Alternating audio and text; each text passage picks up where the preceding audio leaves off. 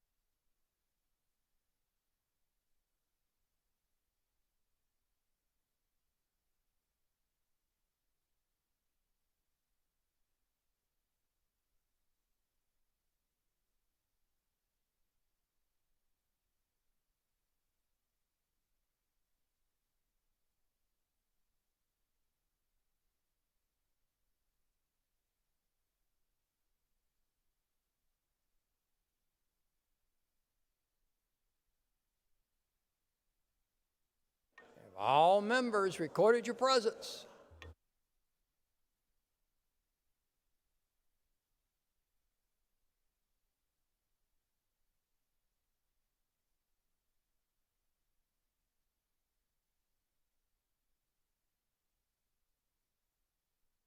Senator Tedder is present.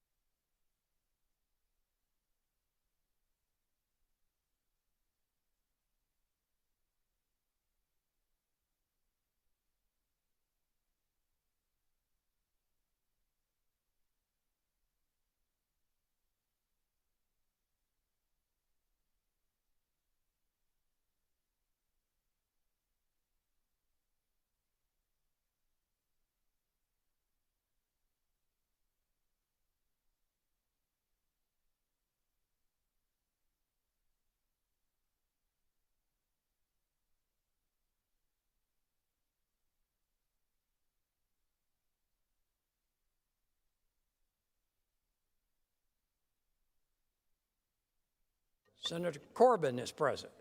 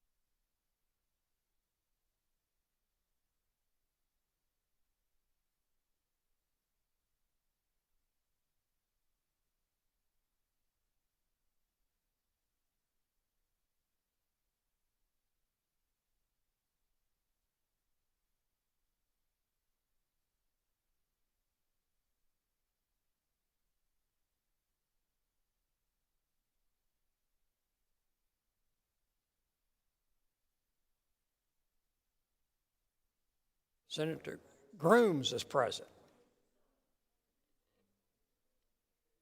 Further members wishing to record your presence.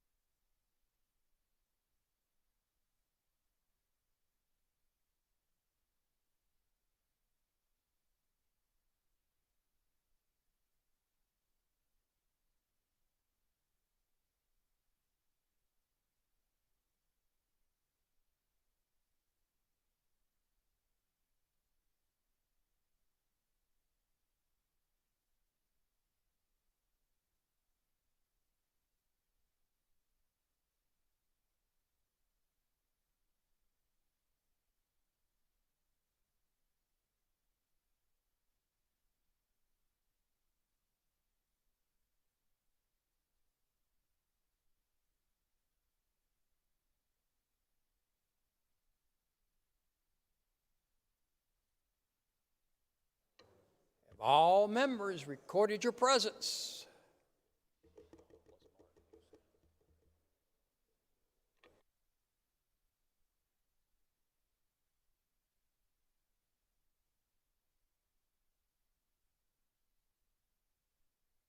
Final call. Have all members recorded your presence?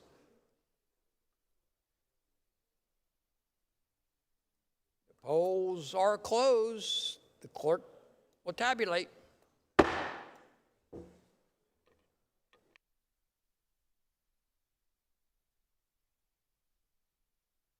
36 members are present. A quorum is present. Senator from Cherokee, what purpose you rise? I have a motion.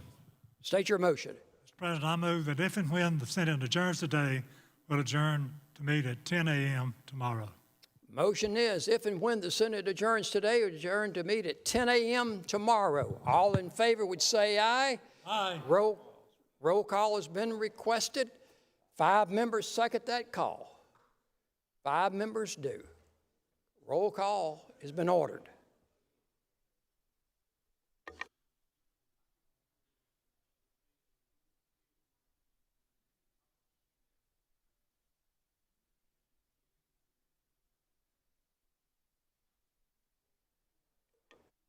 Clerk will ring the bell.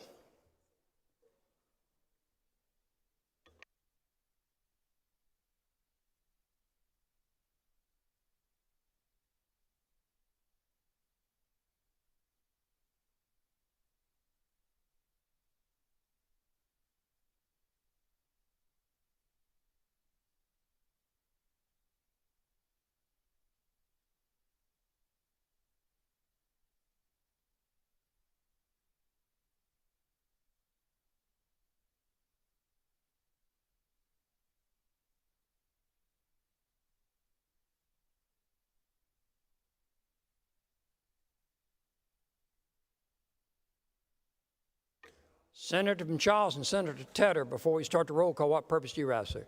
Unanimous consent request. State your request. Mr. President, I've cleared this with BPS. Unanimous consent request that on tomorrow that we be allowed to place a grill on the back porch and that the chair, that you, Mr. President, appoint a grilling committee. Objections heard.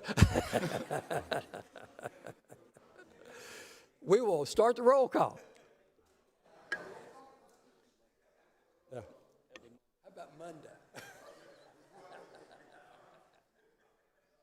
Reading clerk will call the roll on the motion to if and when the Senate adjourns today, we would adjourn to meet at 10 a.m. tomorrow, Saturday. The reading clerk will call the roll for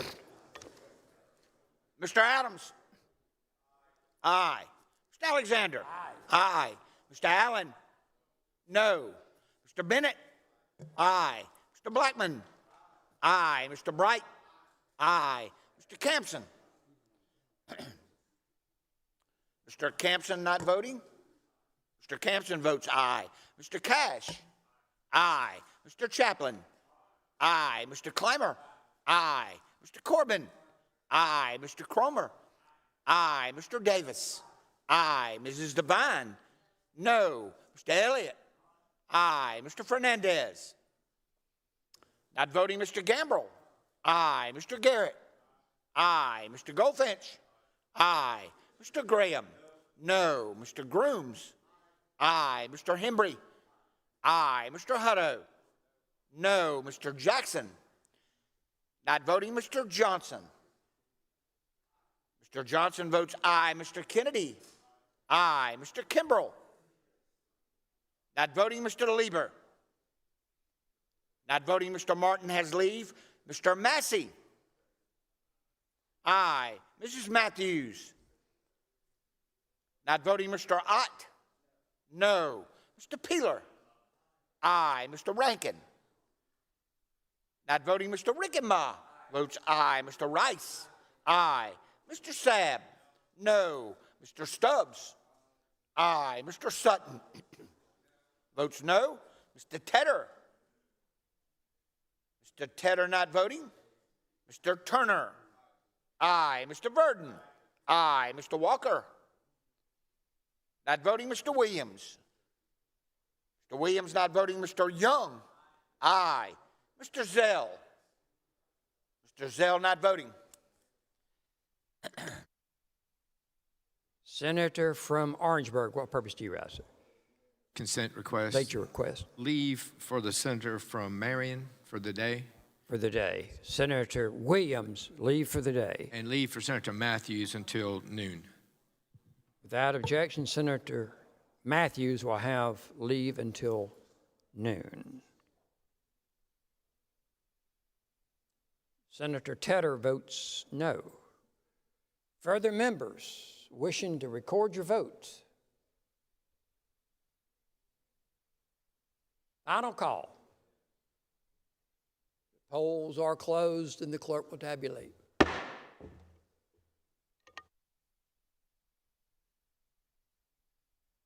Well, wait, Senator from Spartanburg, Senator Bright, what purpose do you have? Unanimous consent request. State your request. Request for leave for Senator Lieber for until 11 o'clock.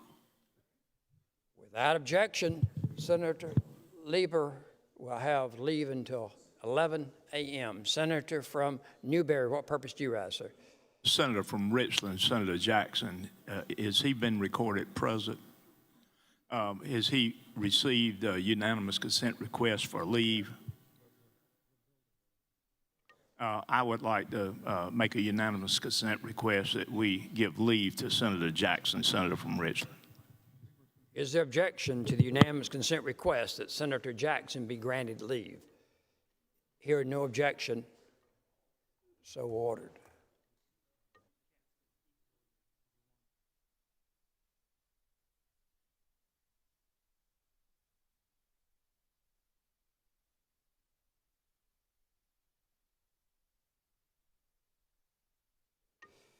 By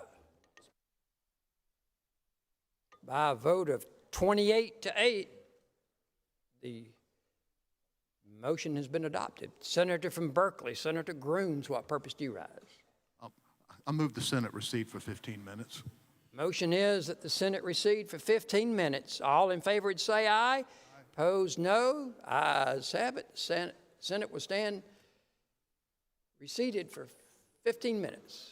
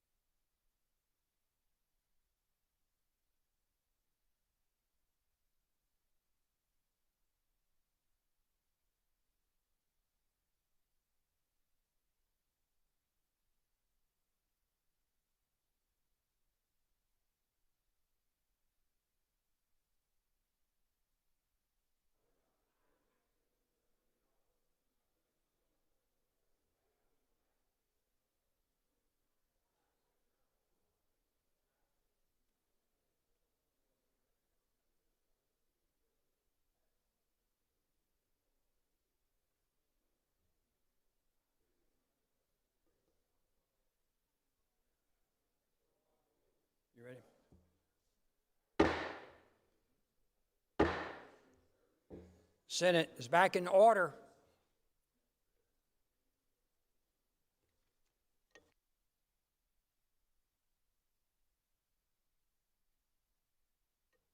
We're on page 1. Senator from Orangeburg, what purpose you rise? Point of personal expression. Recognized for point of personal expression, interest, up to 5 minutes. Yeah, members, before we get started, if I can get your attention, I just, as we all do, we're in here yesterday and not necessarily attuned to what's going on in the outside world. And as I was riding home yesterday, as most of us probably did, turned on my radio just to see what was happening. And, you know, I knew that there were other legislative bodies who were under pressure to do something by yesterday.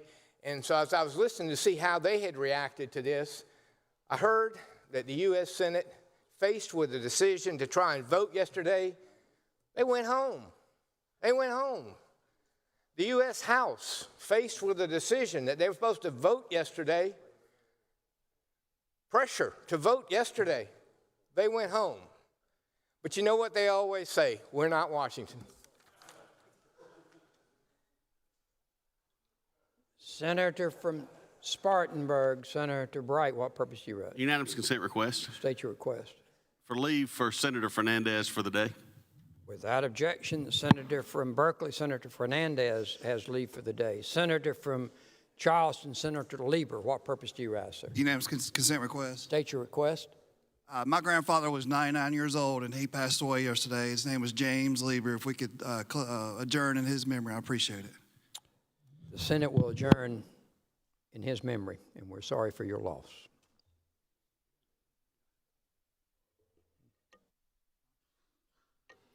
We're now on page 1, redistricting H 5683. Senator from Orangeburg, what purpose do you rise? Unanimous consent to go to Amendment 19. Is there objection to the unanimous consent request by the senator from Orangeburg to go to amendment number 19? Hearing no objection, we will proceed to amendment number 19. Reading.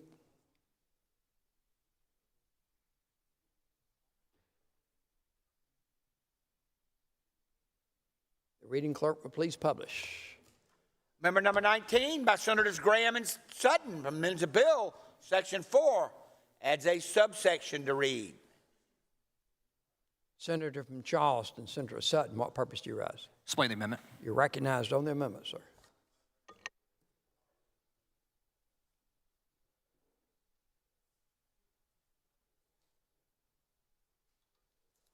Senator from Charleston, Senator Sutton, on his amendment. Thank you, Mr. President.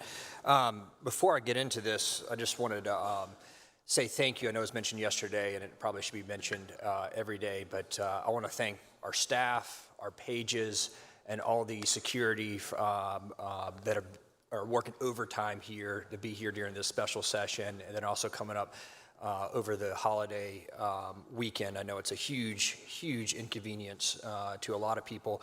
And I'll tell you one thing I'm a little bit miffed about today is this morning was my 6-year-old's kindergarten graduation.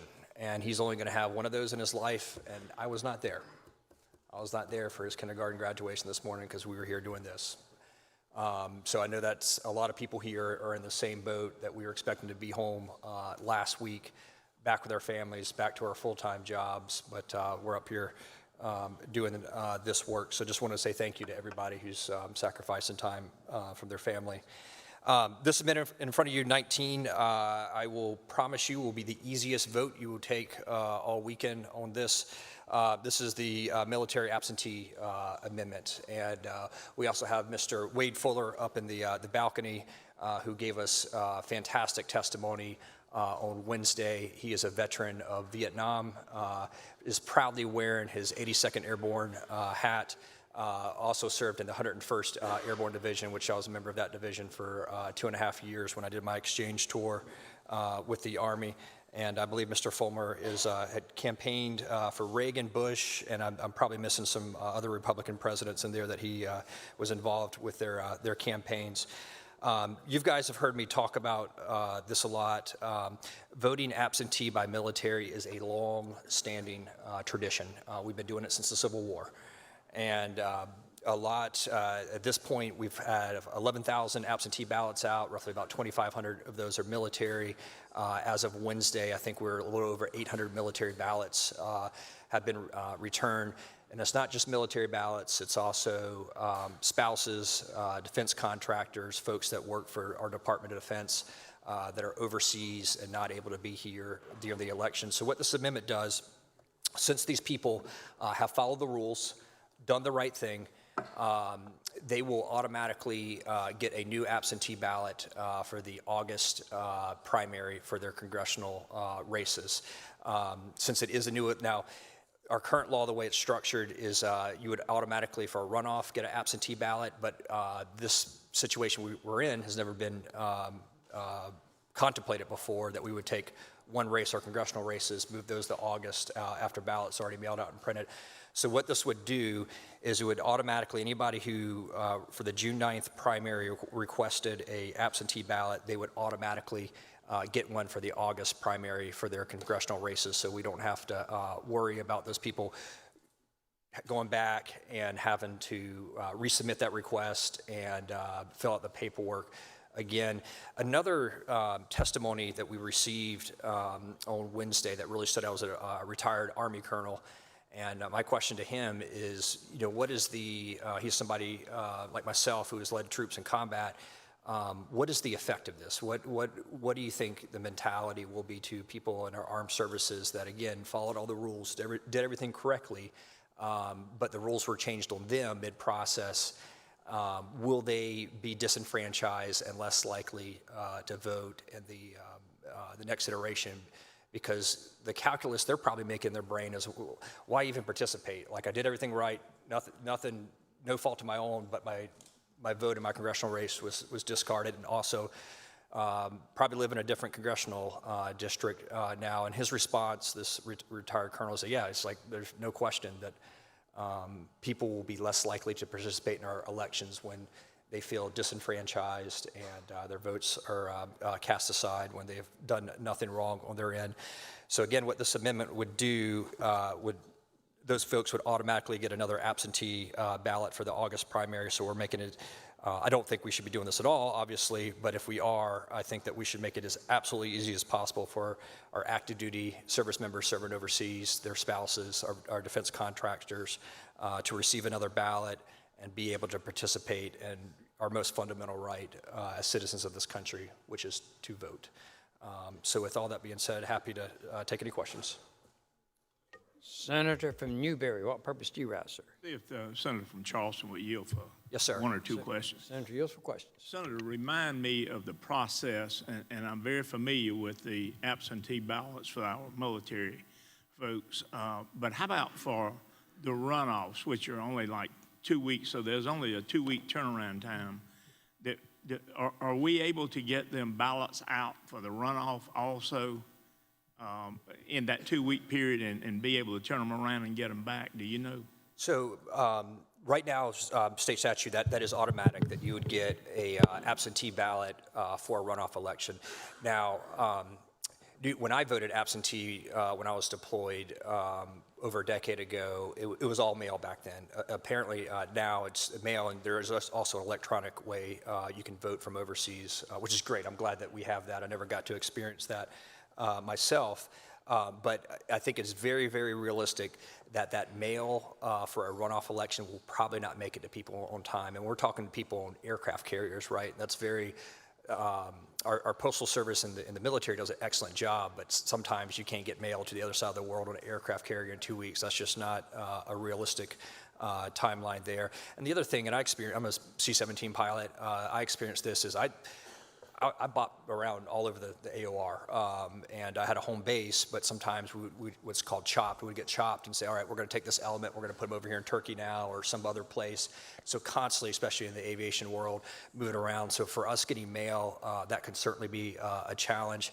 So some people will certainly absolutely be missed, but that doesn't mean we should not try as a state to protect their right. I was not aware that we can now use electronic methods, but I go back to you in 1991, up on the border of Iraq, Kuwait, Saudi Arabia.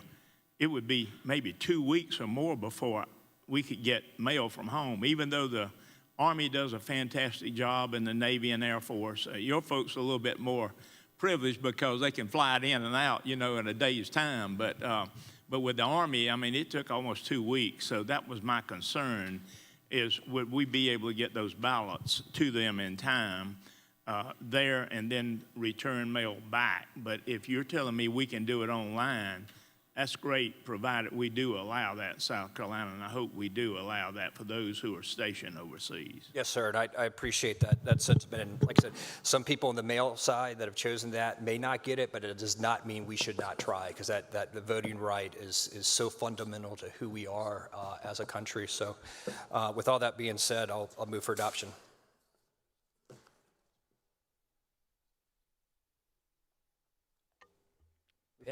Pending motion is the adoption of the amendment. Senator from Berkeley, Senator Grooms, what purpose do you rise? Move to table the amendment.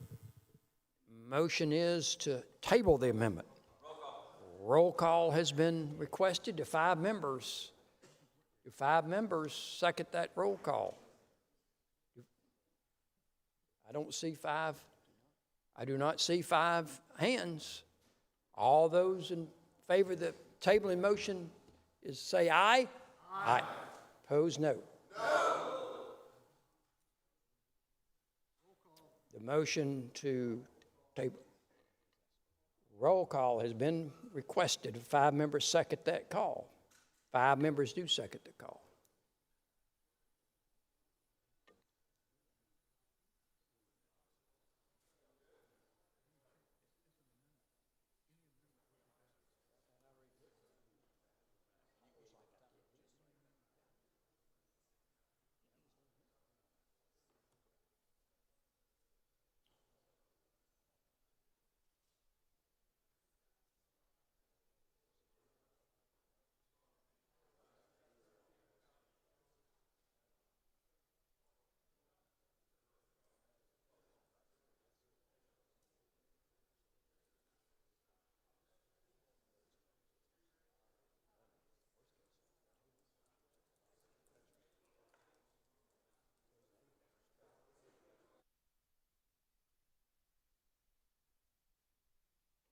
Reading clerk will call the roll.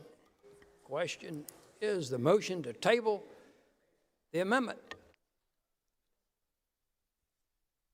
Mr. Adams? Aye. Mr. Alexander? Aye. Mr. Allen? Mr. Allen not voting. Mr. Bennett? Mr. Bennett votes no. Mr. Blackman? Aye. Mr. Bright? Aye. Mr. Campson? No. Mr. Cash? Not voting. Mr. Chaplin? Votes aye. Mr. Clymer? Aye. Mr. Corbin? Not voting. Mr. Cromer? No. Mr. Davis? No. Mrs. Devine? No. Mr. Elliott? Not voting. Mr. Fernandez has leave. Mr. Gambrell? No. Mr. Garrett? Not voting. Mr. Goldfinch? No. Mr. Graham? No. Mr. Grooms? Aye. Mr. Hembry? No. Mr. Hutto? No. Mr. Jackson has leave. Mr. Johnson? Mr. Johnson votes no. Mr. Kennedy? Not voting. Mr. Kimbrell? Votes aye. Mr. Lieber? No. Mr. Martin has leave. Mr. Massey? No. Mrs. Matthews has leave. Mr. Ott? No. Mr. Peeler? Aye. Mr. Rankin? Not voting. Mr. Rickenbaugh? Not voting. Mr. Rice? No. Mr. Sabb?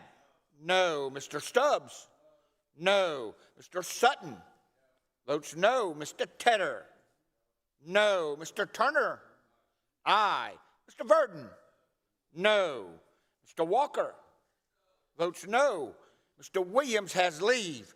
Mr. Young, aye. Mr. Zell, no. Have all senators recorded your vote?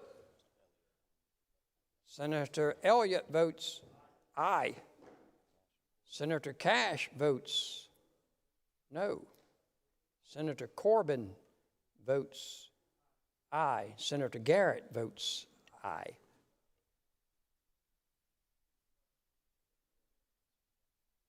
Senator Young votes no. Have all senators recorded your vote? Senator Bright votes no. Senator Rickenbach votes no. Senator Kennedy votes no. Senator Chaplin votes no. Senator Clymer votes no. Senator Kimbrell votes no.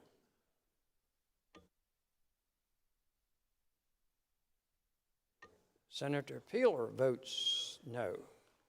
Senator Garrett votes no. Senator Corbin votes no.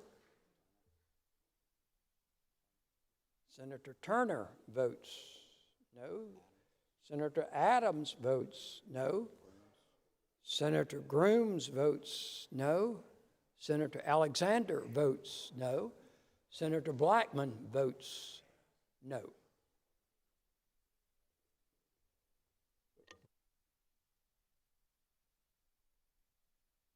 Have all senators recorded your vote? Have all senators recorded your vote? Polls. Senator Elliott votes no. Have all senators recorded your vote? The polls are closed and the clerk will tabulate.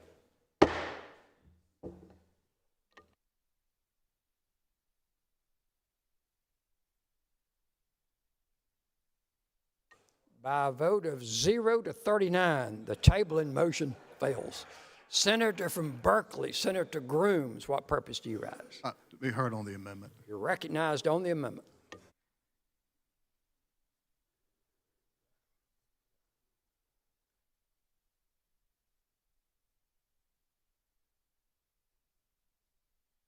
The senator from Berkeley, Senator Grooms. Members of the Senate, On the amendment. yeah, that was an interesting vote we took.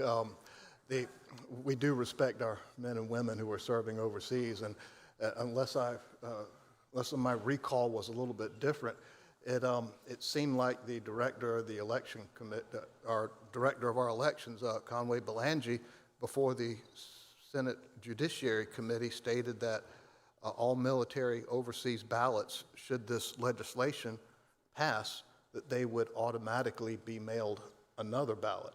And if someone else heard something different than that, maybe I should be corrected on that, but wanted to make sure we got the record straight on that particular matter.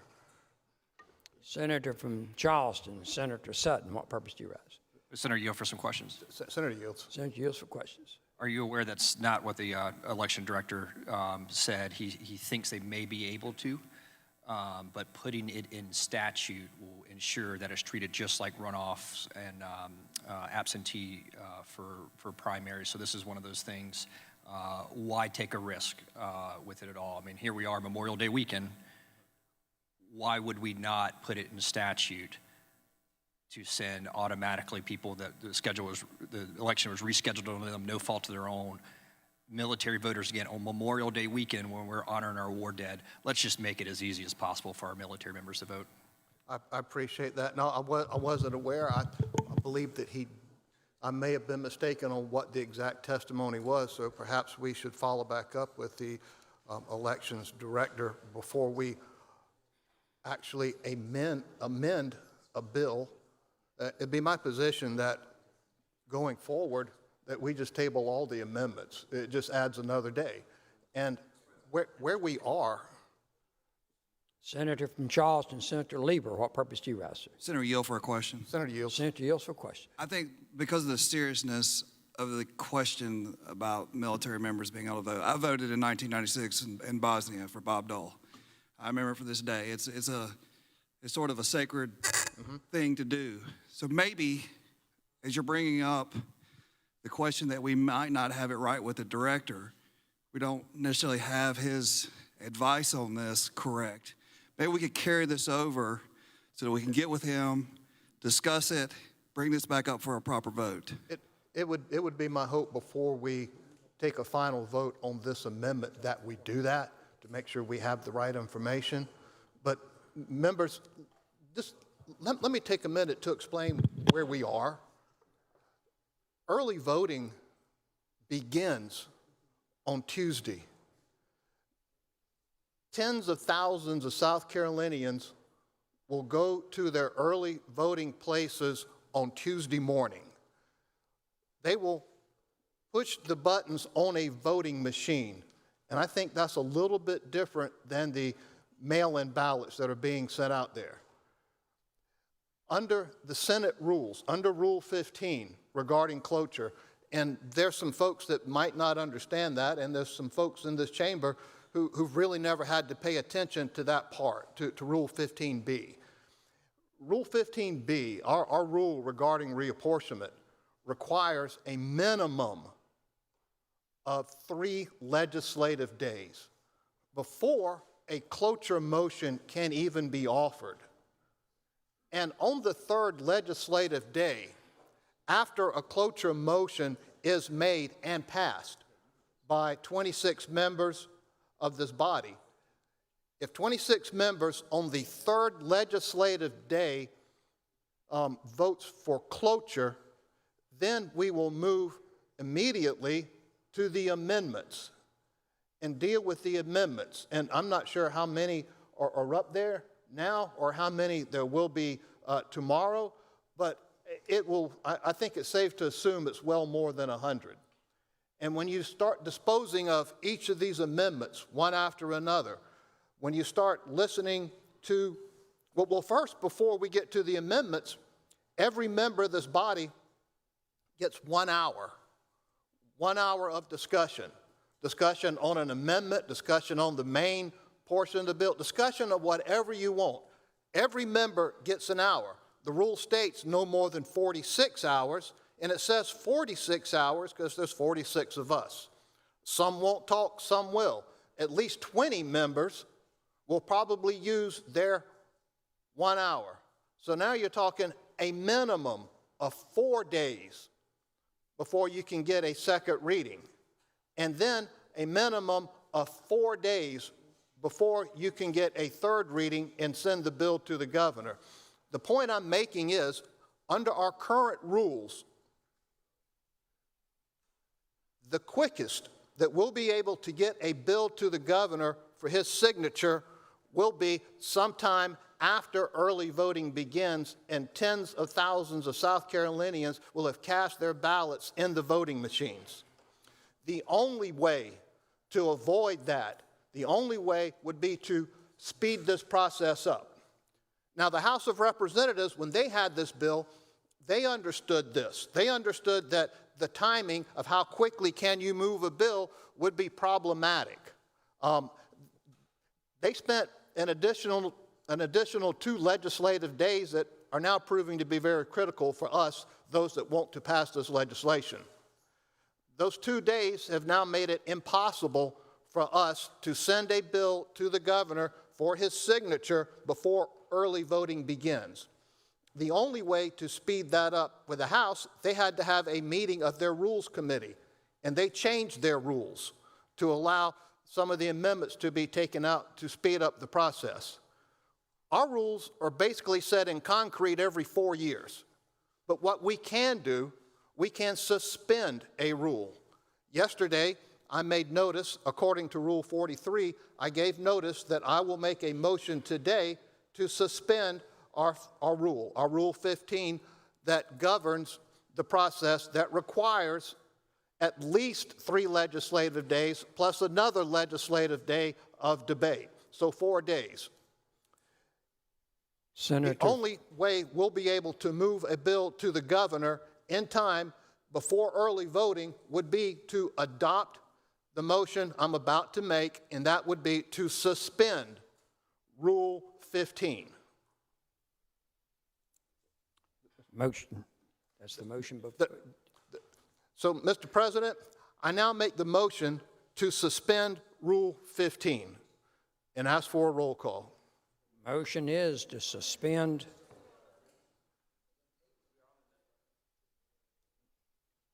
rule.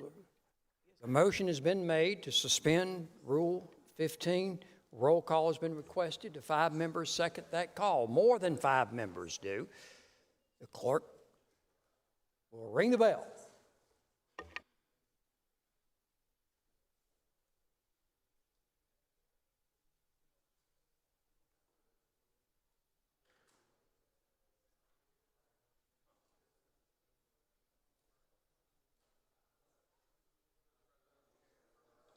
Senator from Greenville, before we start the roll call, Senator Allen, what purpose do you rise? Parliamentary inquiry. State your inquiry. Rule 15 has been in existence and adopted by this body for how long? I can't give advisory opinions. I don't know how long it's been. We're in the middle of a roll call. The reading clerk will call the roll of the Senate on the adoption of the motion by the senator from Berkeley, Senator Grooms, to suspend Rule 15. Reading clerk will call the roll.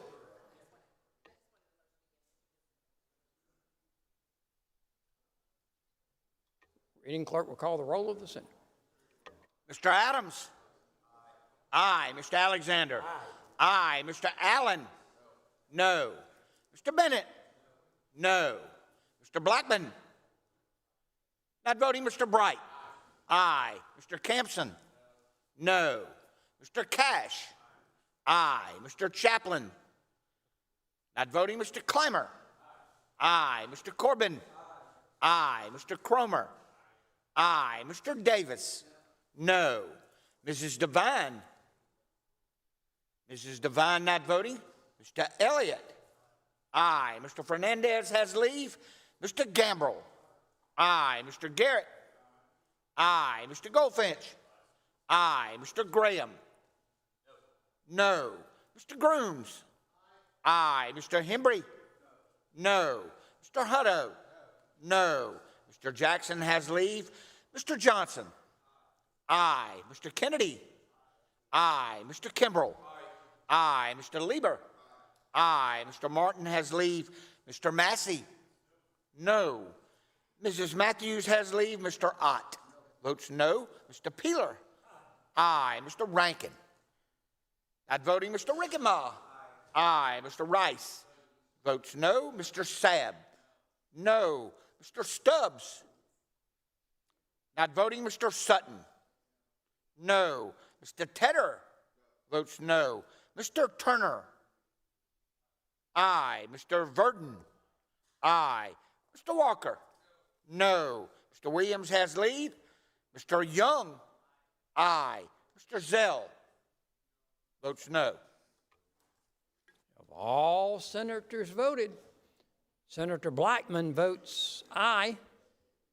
Senator Chaplin votes aye. Senator Devine votes no. Further members wishing to record your vote. Senator Zell votes aye. Senator Stubbs votes aye. Further members wishing to record your vote.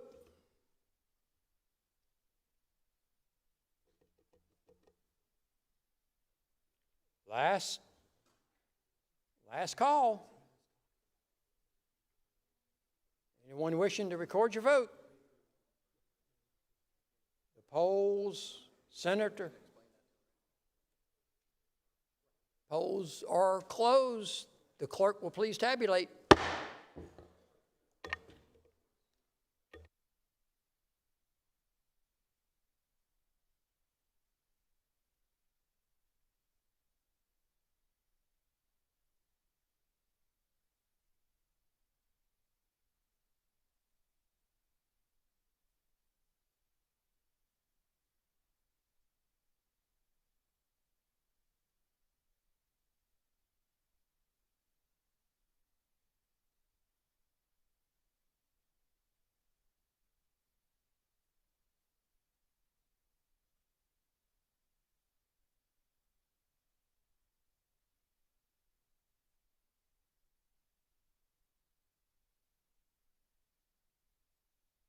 By a vote of 25 to 15, the motion fails. The senator from Berkeley, Senator Grooms, what purpose do you rise? Speak to the amendment. You're recognized on the amendment.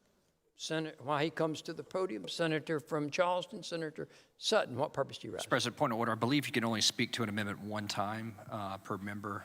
Is it twice? Then I would draw that point of order. Senator from Berkeley speaking on the amendment. All these amendments, well, there's a number of amendments. We're on one right now, and it deserves a good bit of, this amendment deserves a good bit of debate and understanding, and we do have the election director here. I intend to go speak with him in a little while just to ensure that should this become law, that every member of the military overseas will be able to get another ballot. But in my mind, that now becomes very, very difficult to achieve because that's assuming that this bill becomes law.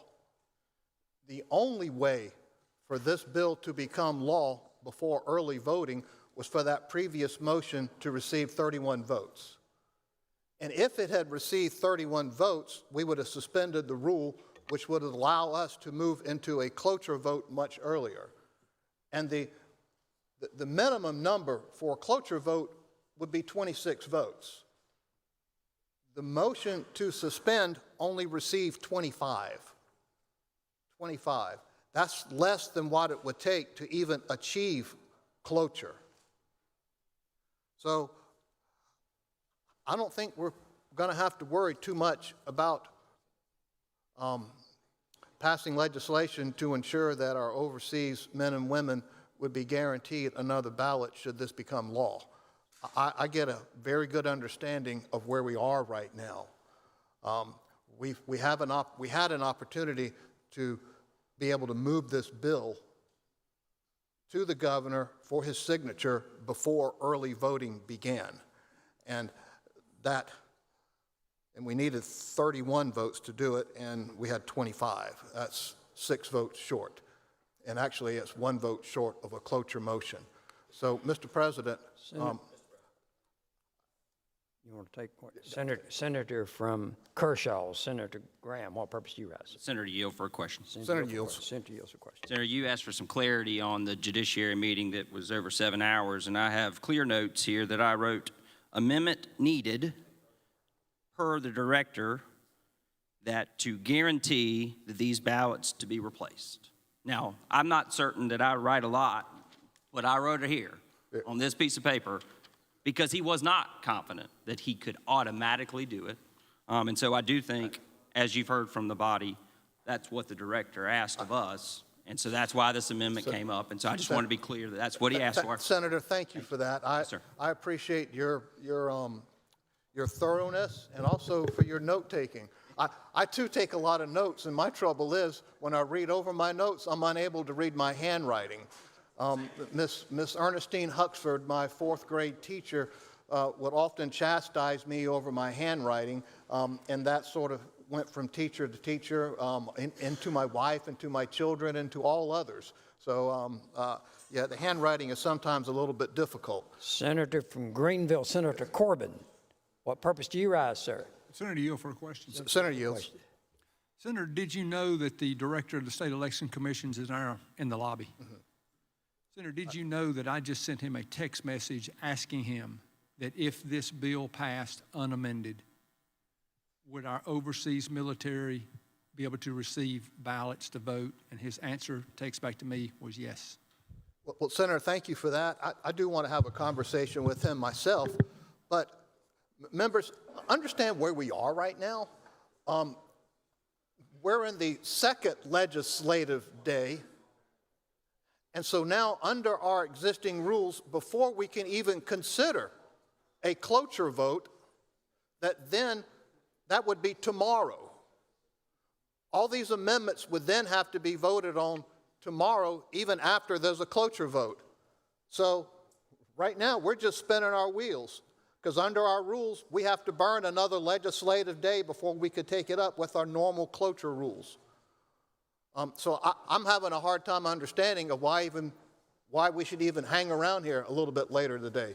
I'll like to have some conversations with some more members, but it's probably a good idea at some time we move to adjourn. But at this time, I would move that we carry over this amendment. Motion is to carry over the amendment. All those in favor would say aye. Opposed, no. Ayes have it. The amendment is carried over. We will publish the next amendment. Next amendment is amendment number 8 by Senator Hutto and others, previously proposed. The bill adds a new section. Senator from Orangeburg, what purpose do you rise, sir? You're recognized on your amendment.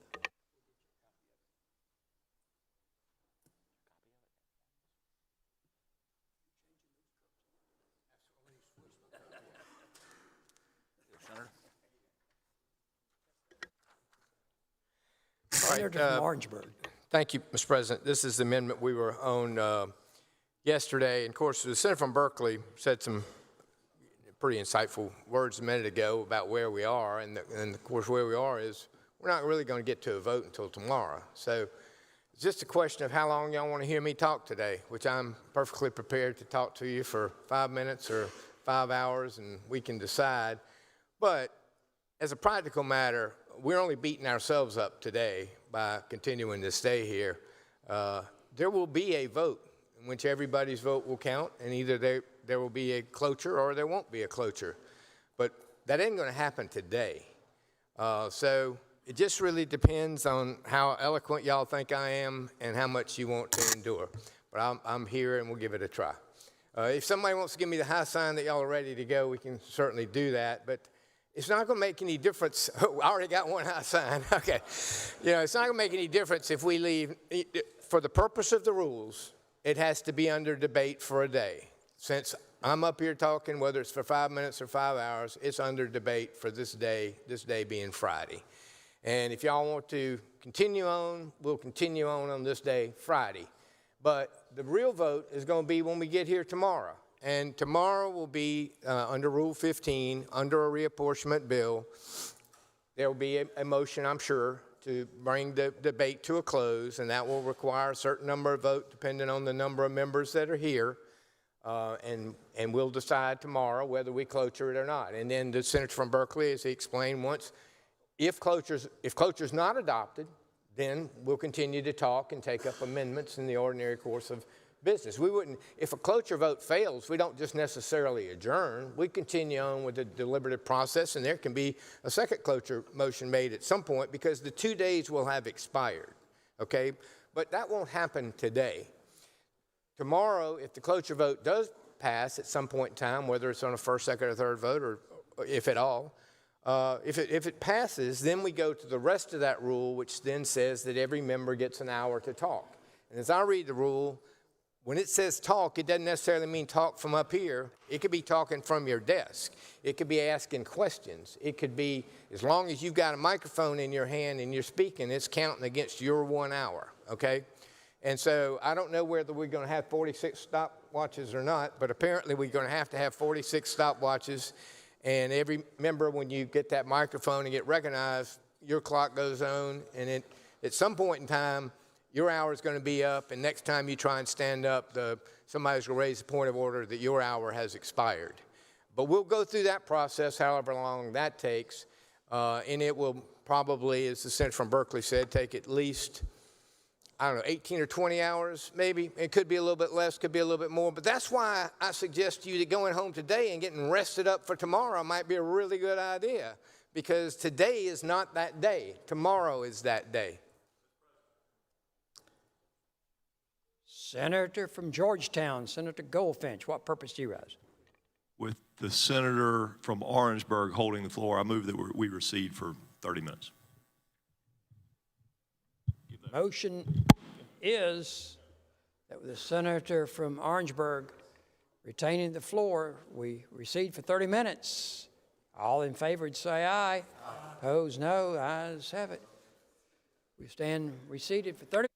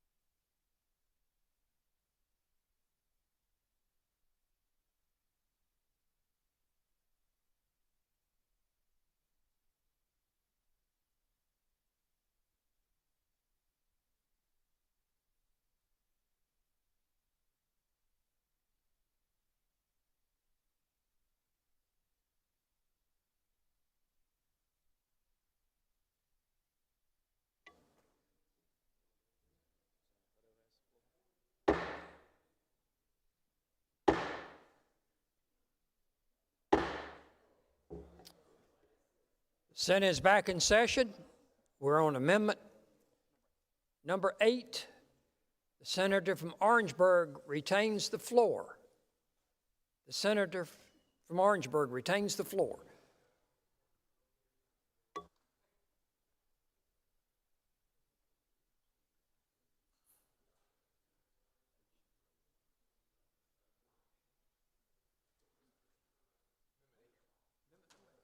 Senator from Orangeburg. All right. Well, we're back on amendment number 8, which talks about voter confusion. We might want to add Senate confusion to the mix as we discuss this.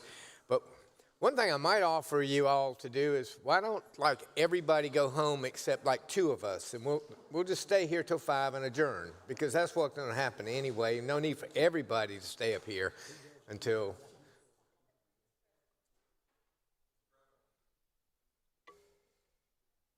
Senator from Richland, Senator Devine, what purposes do you ask?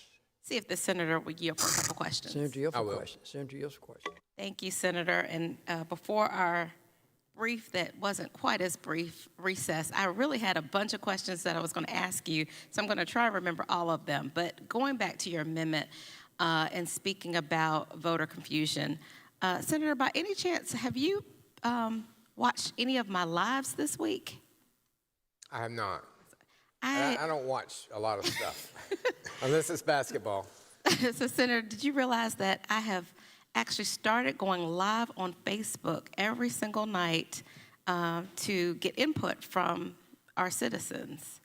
Well, I appreciate that. I have gotten a lot of citizen input, not through Facebook, but people have been calling, and almost everybody is saying, what are you doing? We got people who've already voted, or I've gotten messages from people whose family of military people who say we've already voted. And most of them not necessarily opposed to us redoing this. Let's just do it in January so it applies in 2028 if we're not going to wait until the next census. That way you don't have any voter confusion. It doesn't trigger a new election, but it just sets up for when we run again in 2028 that we'll have new lines in place. But yeah, so you're doing these Facebook Lives, and I'm sure you're getting a lot of feedback, and I would imagine that people are just saying, why are we doing this? Yeah, absolutely. I've had, over the week, I've been doing it almost a week, and last night I think I had over 100 people watching live. As of today, I've seen lots of folks who have done the replay, and the part that I think most people like is then I go back and I answer questions live.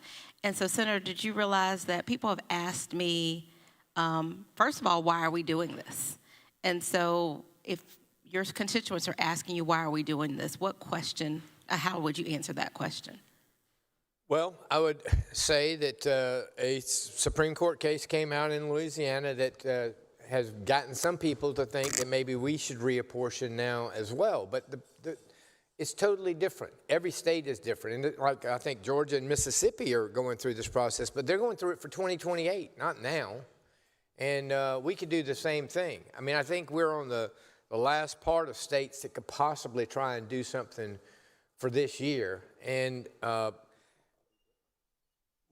thing that bothers me about why we shouldn't be doing this now is we're avoiding our entire process of normal reapportionment, where we ask for citizens' input, where we ask for people to tell us why they should be in a certain district or not, or which other counties or areas line up with their communities of interest that we could put together.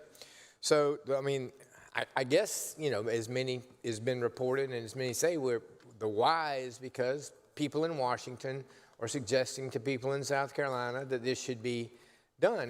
And quite frankly, South Carolina has been one of those states that typically doesn't get pushed around by Washington. And we've been a strong advocate of doing things the South Carolina way. And the South Carolina way, historically, has been a very methodical, rational approach to redistricting, where we take input from our citizens.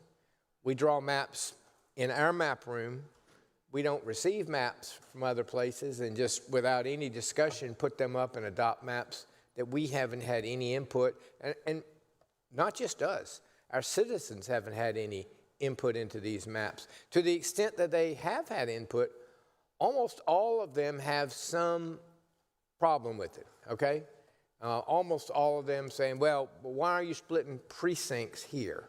Why, we don't need to split that many precincts to get the numbers of people in each district to line up, okay?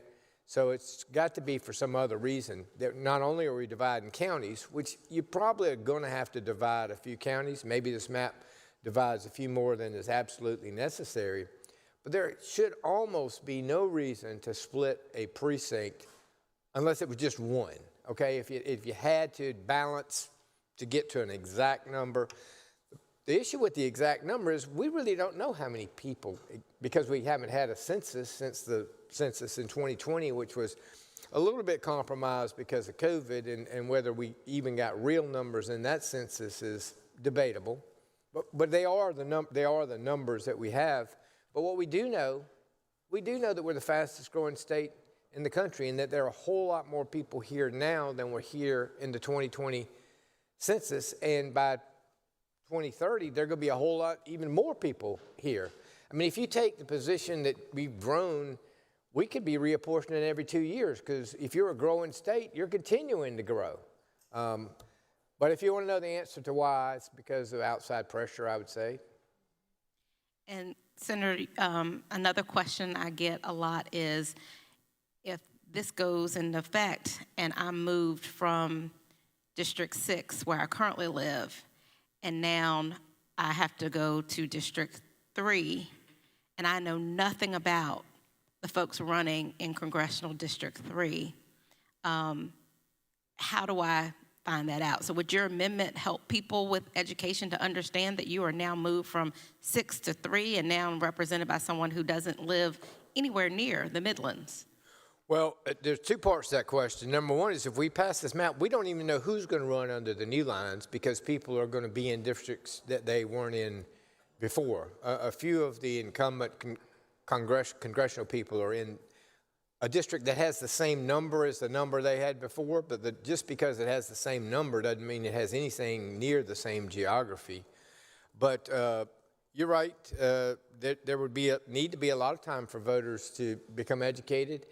If you think about it, we're asking,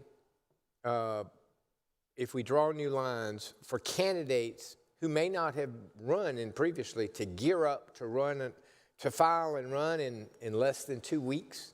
And I mean, to undertake the beginning of a filing for office, I would imagine that most of us, when we contemplated running for office, gave it serious thought.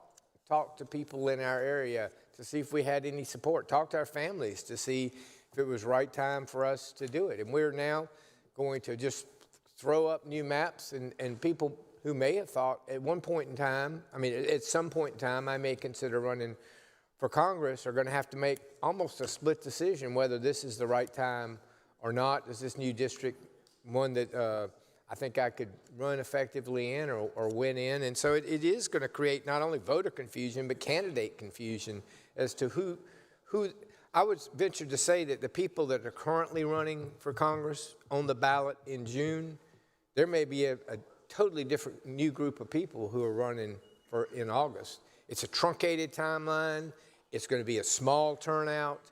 And so somebody who said, I don't know if I can win when it's going to be a large turnout, like a normal turnout in June, because special elections are different, and this will, in essence, be a special election. It'll just be the only thing on the ballot on that day in the middle of summer, where voters are not used to voting. There's no tradition of us having August elections. People are getting ready to get their kids back in school. Football practices starting, band practices starting.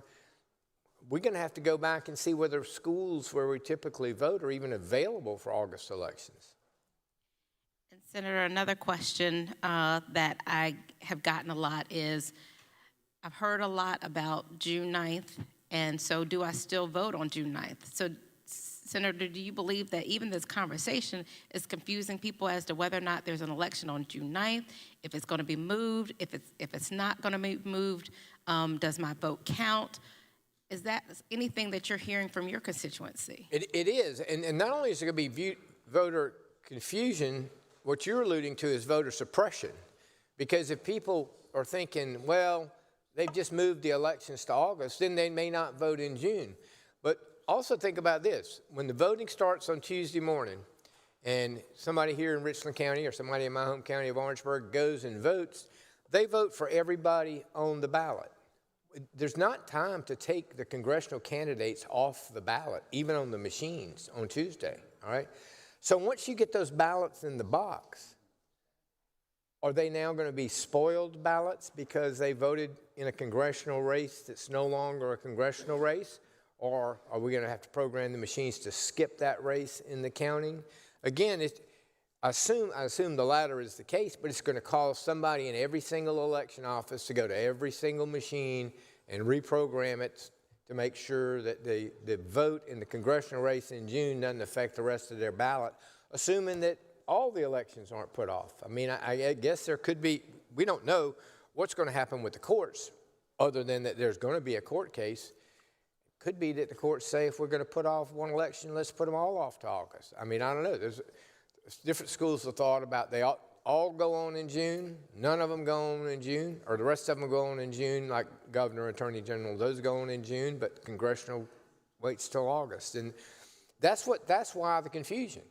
Just as you and I sit here and talk about that, people listening to this conversation are probably shaking their heads saying, what are they talking about? Absolutely. And to your point, Senator, do you remember when there were challenges and accusations of voter fraud in Georgia and Florida because supposedly some people may have voted an election twice, or there were some people who voted to restore their voting rights in Florida because they had lost them because they were felons. They went to vote because they thought that they could, and then they got charged later because they voted. And so do you feel like that kind of stuff has confused people as to if I go and vote in June and I vote for my congressional person, I can't go back in August and vote again because I might get charged because I already voted in the congressional race. Like if you are in Richland and you're in District 2 and you've already cast a vote in District 2, you certainly don't want to be accused of voting twice for Congress in District 2. And so there is going to have to be some voter education that if you cast a vote early on Tuesday, or if you've already cast a vote absentee, or if you have a military vote, that the fact that you voted doesn't mean that you're double voting in the same election, although technically you are double voting in the same election because it's an election. So it's a nomination process for a congressional seat that's going to be held in November. And so in essence, some people are going to end up potentially voting twice in the primary in the same year. And Senator, do you realize that not everyone actually watches the news? There are people who do not know what's going on unless they see it on social media. And I'm aware of that, and I'm also aware that as a result of that, sometimes people are not only confused but misled because you can't believe well, I would start off, can't believe everything that you read in the newspaper, but you certainly can't believe everything that you see on social media. And there are people going to intentionally use this process, our confusion here, to create confusion among voters because they think they got a better chance of winning with a low turnout. And so, and speaking of low turnout, if you're having and you've alluded to some of this, but if you have an election in August, not only do we have to do education and information about the election in August, what you're coming to and why, but then there has to be education about where the precincts are, if there are some that are combined. And Senator, do you feel like combined precincts might also be a manner of voter suppression? Absolutely. I mean, if you normally vote at the Carroll Elementary School, but because of cost, and we're trying to contain costs, that we're going to say everybody is now going to move over and vote at the high school, but you usually vote at the elementary school. But this election you vote, of course, people are going to show up at their normal voting place only to find out it's not there. Some people may follow the sign or the person in the parking lot that says, no, you've got to drive 5 miles over here to vote. And others are going to say, look, I'm on my lunch hour. I came over here to vote. I don't have time to drive all the way over there. Or maybe I don't even know where that is because that's not normally where I vote. So it is absolutely going to cause the turnout's already going to be suppressed. If we have a separate election for congressional candidates, you can almost guarantee that the number of votes that would have been cast in the congressional race is about half. And it may be significantly less than that because we didn't have time to, candidates didn't have time to educate voters on who they were and why they should vote for them. And our election workers didn't have, and staff didn't have time to educate voters on the changes that are going to take place. Not only that, we're going to have to reprint ballots, reprogram machines. The cost to the state of South Carolina is already estimated to be $5 to $6 million, not counting legal expenses. And with legal expenses, it could easily go to $10 million. There are a lot of people who are thinking and saying out loud, and probably on your live feed, but they certainly are saying on my phone and emails, that this is not a wise use of taxpayer money. That we, you know, if y'all have that much money to waste, you could put that to some better use than having multiple elections in 1 year, particularly when the elections we're attempting to have are being conducted in districts that have already passed constitutional tests. Courts have already said the 7 congressional districts in South Carolina are constitutional, and there's that's a different. Louisiana, the Supreme Court said your districts are not constitutional. Nobody has said that about South Carolina, not yet, and probably will not anytime before June, because there's no case to question whether the earlier ruling that our districts are constitutional are being challenged. And Senator, you were talking a lot about, well, going back again to your amendment on education, if turnout is low because it's an August election and people don't realize it, if polling places are combined and people are saying, I didn't know where to vote because this is not my normal part, if it's August and, as you mentioned, school and all those things, and your amendment doesn't pass to help for education, when this is challenged, and we do know that it will be challenged, do you believe that the courts will look at the fact that the General Assembly, knowing all these things were possible, did not provide a mechanism to give education and information to the voters in South Carolina? I mean, I do think unless we add an amendment in here to allocate some money for voter education, to help the counties pay for this special setup of the machines again. I mean, think about how many deadlines we are resetting. We're resetting the filing deadlines. We're resetting the ballot printing deadlines. We're resetting the deadlines for military ballots. We're resetting the deadlines for absentee ballots. We're resetting the deadlines for early voting ballots and primary and runoff. Early voting and runoff. So there are like 5 or 6 more deadlines that are going to have to be shuffled to move this election from June to August or September. I just don't know if there's even enough time. We're saying August. There might not be even enough time to do that. And if you don't do it until late August or early September, then you're really handicapping the individuals who win the nominations, who are going to be on the ballot in November, to have meaningful time to campaign against the real opponent that they have on the ballot in November. And so, Senator, kind of going back to right before you, or while you were holding the podium, but the senator from Berkeley talked about and was very honest and transparent, and I appreciate that, but he pretty much told this body that we have to get all this done before early voting starts, so we can't afford to thoughtfully look at the bill that has come to us from the House, knowing that we are the more deliberative body, and we can't entertain and discuss any amendments that make this bill better for our citizens. So pretty much saying we can't amend the bill that we know already is horrible, because we've got to get this done before Tuesday when people start voting. But we know that if we don't make certain amendments, we disenfranchise voters. When this goes to the Supreme Court or wherever court looking at this, are they going to look at the fact that we intentionally and admittedly did not put safeguards or other things in this bill because we were trying to meet an arbitrary deadline because someone wants this done before the before the midterms. That's a very important point you make. You know, the discussion you and I are having now becomes part of the record, okay? The comments, the very honest and brutally truthful comments from the senator from Berkeley are now part of the record. And part of the record is that he has actually advocated that we not seriously consider our roles of putting up good, solid amendments because it extends the timeline and therefore reduces the chances of winning in court. What's going to reduce the chances of winning in court is if the court says you didn't engage in a meaningful process. You didn't have a robust subcommittee process. You didn't have a proper public hearing notice.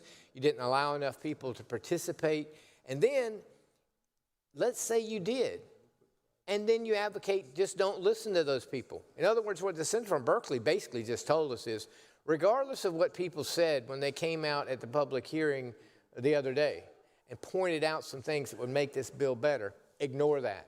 Okay, you had the public hearing, but just ignore it. Because if you actually accept what they said at the public hearing that leads to an amendment, well, you know what? If you adopt that amendment, you're going to add a day. And if you add a day, you're going to worsen the court case. I think you've already worsened the court case by advocating that somehow adopting amendments is a bad idea. Amendments are designed to improve bills, to reach compromise on bills, to make sure that the best product we can have is out there on an issue. And so we will see how that goes. And so, Senator, I guess I will start concluding. But to that point, do you recall how long we debated the DUI bill this year? I think it was close to 2 weeks. I don't remember exactly, but it was certainly more than just a handful of days. The hemp bill as well. I mean, that meaningful legislation deserves deliberate debate. It deserves a consideration of amendments that will make the bill better or that will address concerns that maybe had not been thought of until something happens. And we are not engaged in right now in meaningful debate because we've already been told that no matter how good the amendment is, we should vote it all down because it messes with the timeline. It adds one more day to the process. I just don't believe that the courts are going to buy that. And I'll tell you what else the courts are not going to do, or if they do, it would be a first for the courts. It's not like when the lawsuit gets filed on Tuesday, or we probably wouldn't pass it till late Tuesday, early Wednesday morning. When the lawsuit gets filed, it's not like the court's going to call the parties into the courtroom on the following day and say, go ahead and make your best arguments right now because we've got to do this. We've got to rule by Wednesday. They're going to do what they always do. They're going to read the petitions for original jurisdiction, and they're going to set briefing deadlines for the parties. And the briefing deadlines basically say, the petitioner, you've got whatever it's going to be, 24, 48, 72 hours, a week to file your brief. And respondents, after you receive that, you've got another 48, 72 hours a week, whatever the deadline is. And then the justices are going to have to read the briefs and the responses and then determine that they're going to have, I mean, I can't imagine that they're not going to offer to have oral argument in a case of this magnitude.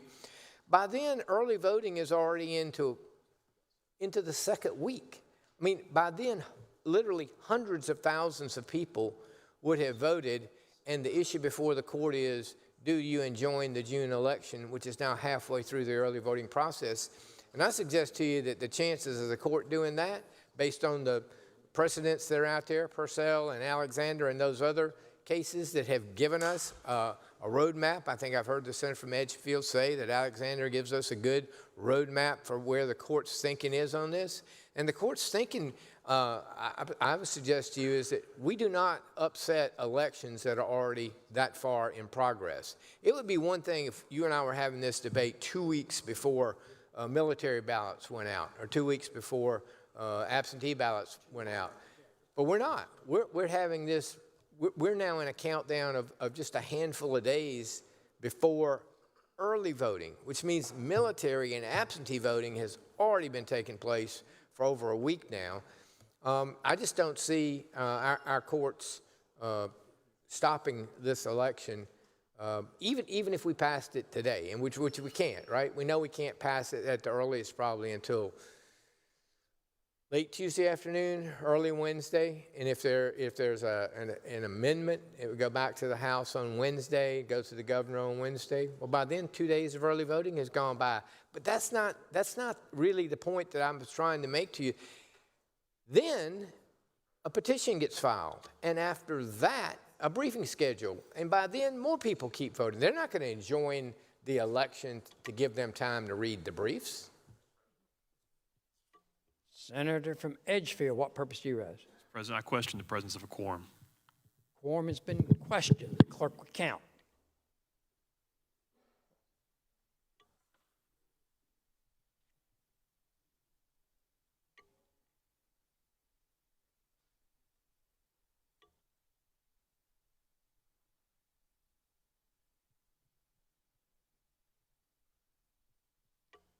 I'm informed there are 24 members. A quorum is present. Senator from Orangeburg continues to have the floor. Questions from the senator from Richland, Senator Devine. Thank you, Mr. President. And so, Senator, to that point, I do want to ask you some questions about the process, because you were here in 2021, 2022, when the current maps were challenged and upheld, found to be constitutional. But to finish the point of the meaningful debate, whether it is THC, whether it is DUI, whether it is shrimp, whether it's how many fish you can catch, we tend to debate and have amendments and discuss processes. And I'm not negating the importance of any of those other issues. But Senator, can you think of any other issue that's more important than someone's constitutional right to vote and have their voices heard and counted, either in their representation or in being able to actually exercise their vote without obstruction? I cannot, and I will tell you that it's just ironic that we've spent more time with the public and asking them what they thought about how many deer you should be able to shoot in a year than we've done in this, okay? We had subcommittee hearings, we had public hearings, we had full committee hearings, we had floor debate, we had amendments back and forth about whether the deers need antlers on them or not antlers on them and how many you can shoot. We've had a much more robust discussion about that than we have about this, because the timeline is truncated. That's not your fault, our fault, any Republican's fault. It just is what it is. The election was scheduled way, way back. I mean, it's just always been on the calendar. We always have the primary in June. We always have the primary in November. Since the early, I guess how many ever years ago that Alexander was settled, we knew that these particular congressional lines were constitutional for South Carolina, and nothing has changed that, okay? The ruling in the Louisiana case has not made our lines unconstitutional. Somebody could challenge that in court, but they haven't, okay? They're using that as a pretext for us to move forward in a very truncated fashion here, and it really is sort of ironic that we would spend more time talking about how many fish you can catch than we would about your right to vote. So, Senator, probably a third of us were not here during the last redistricting. And so, but I've gone and I've read all of the cases. I have my trustee, and the lawyer in me does a trial notebook for Senate as well. So here in my trial notebook, I have Alexander v. South Carolina. Well, that's the appeal. I've got the state Supreme Court. I have the U.S. Supreme Court, because that case actually went from our state Supreme Court to the U.S. Supreme Court. And then I have the Calais case here, which the Calais case actually also references Alexander. And so I've done my reading of these cases, and I strongly would encourage my colleagues to do the same. And you can add the Purcell case to that, which is cited in there. In the Purcell case, which I have here, and I brought my 3-hole punch to add to my book. So I'm going to finish Purcell, but I would strongly encourage everyone to read this so that we understand, as the public servants that we were elected to be, what we are doing to our state as far as making sure that we and what we do and say here can pass challenges, sustain challenges, and potentially expose our state to millions upon millions of dollars in litigation. But Senator, when the process, and the senator from Ori yesterday talked about the process that went through, so I won't rehash that. But I really want to focus in on the challenge that came. So when the challenge came from the NAACP and the League of Women Voters to challenge the congressional maps, well, it was all the maps, but the congressional maps specifically, as I recall, it was specifically Congressional District 1, is that correct? I think that's right. And so the pleadings and the allegations was that the state had racially gerrymandered the District 1 and removed specifically African-American voters from 1 and put them to 6 so that you would make 1 less African-Americans in 1, put more African-Americans in 6, and so that was the challenge. And so, Senator, what did the courts, let's start with the Supreme Court, the state Supreme Court, what did the state Supreme Court say about that allegation and the state's assertion that those maps were not racially gerrymandered, but they were politically gerrymandered? That is the basis of that ruling, which is why there are several on the Republican side who said that we've already engaged in political gerrymandering, which has been determined to be legal. You don't need to do it again when you've already done it. Others have said, be careful what you wish for, because if you go further in the political gerrymandering process, you cannot move Democratic voters to Georgia or North Carolina or just say they don't count. You've got to put them in some district, okay? If they're not in District 6, they're in 2. If they're not in 2, they're in 5. Not in 5, they're in 4, whatever. You can't, they're going to get moved around. We know that statewide, there are about 40% of the people historically or recently have voted Democratic, and 50-something have voted Republican. You would think that our congressional delegation should mirror that, and maybe they'd be 4 Republicans and 3 Democrats, or 5 Republicans and 2 Democrats, but no, it's been politically gerrymandered so that there are 6 Republicans and 1 Democrat. That's about as much as you can do given the Democratic makeup of South Carolina. But these maps, the ones that is before us now, and the one that was submitted yesterday by the senator from York, make at least 3 or 4 of the seats competitive, whereas right now, in reality, only the 6th district is one that Democrats have a reasonable chance of winning. But if you adopt any one of these new maps, Democrats are going to have a chance in 7, 1, 2, and 6. And so the state Supreme Court said, no, not racially gerrymandered. The people from the Senate and from the House who testified under oath said these maps are not racially gerrymandered, and the state Supreme Court said, we agree with you. And so then it was appealed to the U.S. Supreme Court. Correct. Which, as a lawyer, I'm a lawyer, Senator, most cases don't go to. I mean, is it easy to get a case to go to the U.S. Supreme Court? The U.S. Supreme Court, for those who are not lawyers in here, the U.S. Supreme Court has to choose to take a case up. Is that correct? I'm not sure if that's how it happened in the last time with us. We might have gone the other way around, because it might.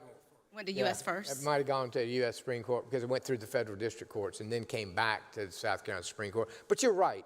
The normal course is it would go from the state, from the highest court in the state to the U.S. Supreme Court, unless it got to the U.S. Supreme Court through the district court system, which I think what happened last time. But be that as it may, you're right that this time, I would predict to you that on Tuesday or Wednesday or Thursday of next week, whenever we might wrap up, there will be a challenge made directly to the court across the street, which is the South Carolina Supreme Court. And they have to decide whether to take it up in original jurisdiction or not. And if for some reason they chose not to, then it could probably be filed in the Circuit Court of Richland County, as the state court that would take it up. But I feel very confident that this is of such a magnitude that the South Carolina Supreme Court would take it up on original jurisdiction, but I don't know that they would do that without some semblance of briefings, arguments, and they're gonna think long and hard about enjoining people from voting, okay? But let's say they did. How would that work? You had planned to early vote on Wednesday. If they issue an injunction, is there going to be a sign on the door that you can't vote today? I mean, how, in practical terms, when you say I'm going to enjoin the election, people are going to be showing up to vote in the governor's race, which, I mean, assuming they aren't going to enjoin the governor's race. And then there's going to be real voter confusion because the ballots are already going to have the candidates for the congressional races on the ballots. Are we going to have the workers go into the machines and remove the congressional races from the early voting so that we just take them off? Or is somebody going to, when it's printed out, you go ahead and it's on the machine, so a lot of voters aren't going to know, well, I don't get to select the congressional race, so they're going to select it anyway, and the ballot gets printed, and that printing is now on there, and they get a chance to review it and then slide it into the device that counts it. I mean, it's a lot of confusion there because it gets back to one of your earlier points that you might think to yourself, reasonably so, I've already voted for Congress this year. I've already voted.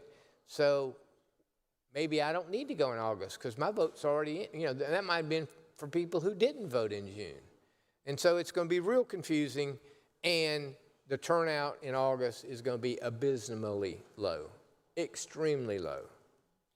And so, well, I'm going to follow up on that one, and I'll go back to another point. But to that point, if it's low voter turnout and, we've got a person who is running for Congress and they've been deemed the front runner and think they're going to win, and now we do all this changing, and then the low voter turnout, with all the conversations about stolen elections and fraud, do you think that there could be a candidate who loses for some reason and then they want to change or challenge the fact that this happened and that there was voter election fraud because elections got changed, polling places got moved, there were voter suppression?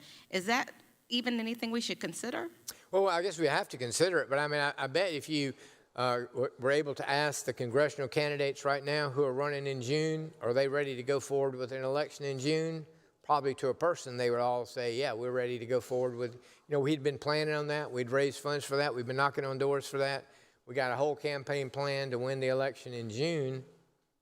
All of a sudden now, think of all the things that could happen. Number one, the district you had planned to run in is no longer your district.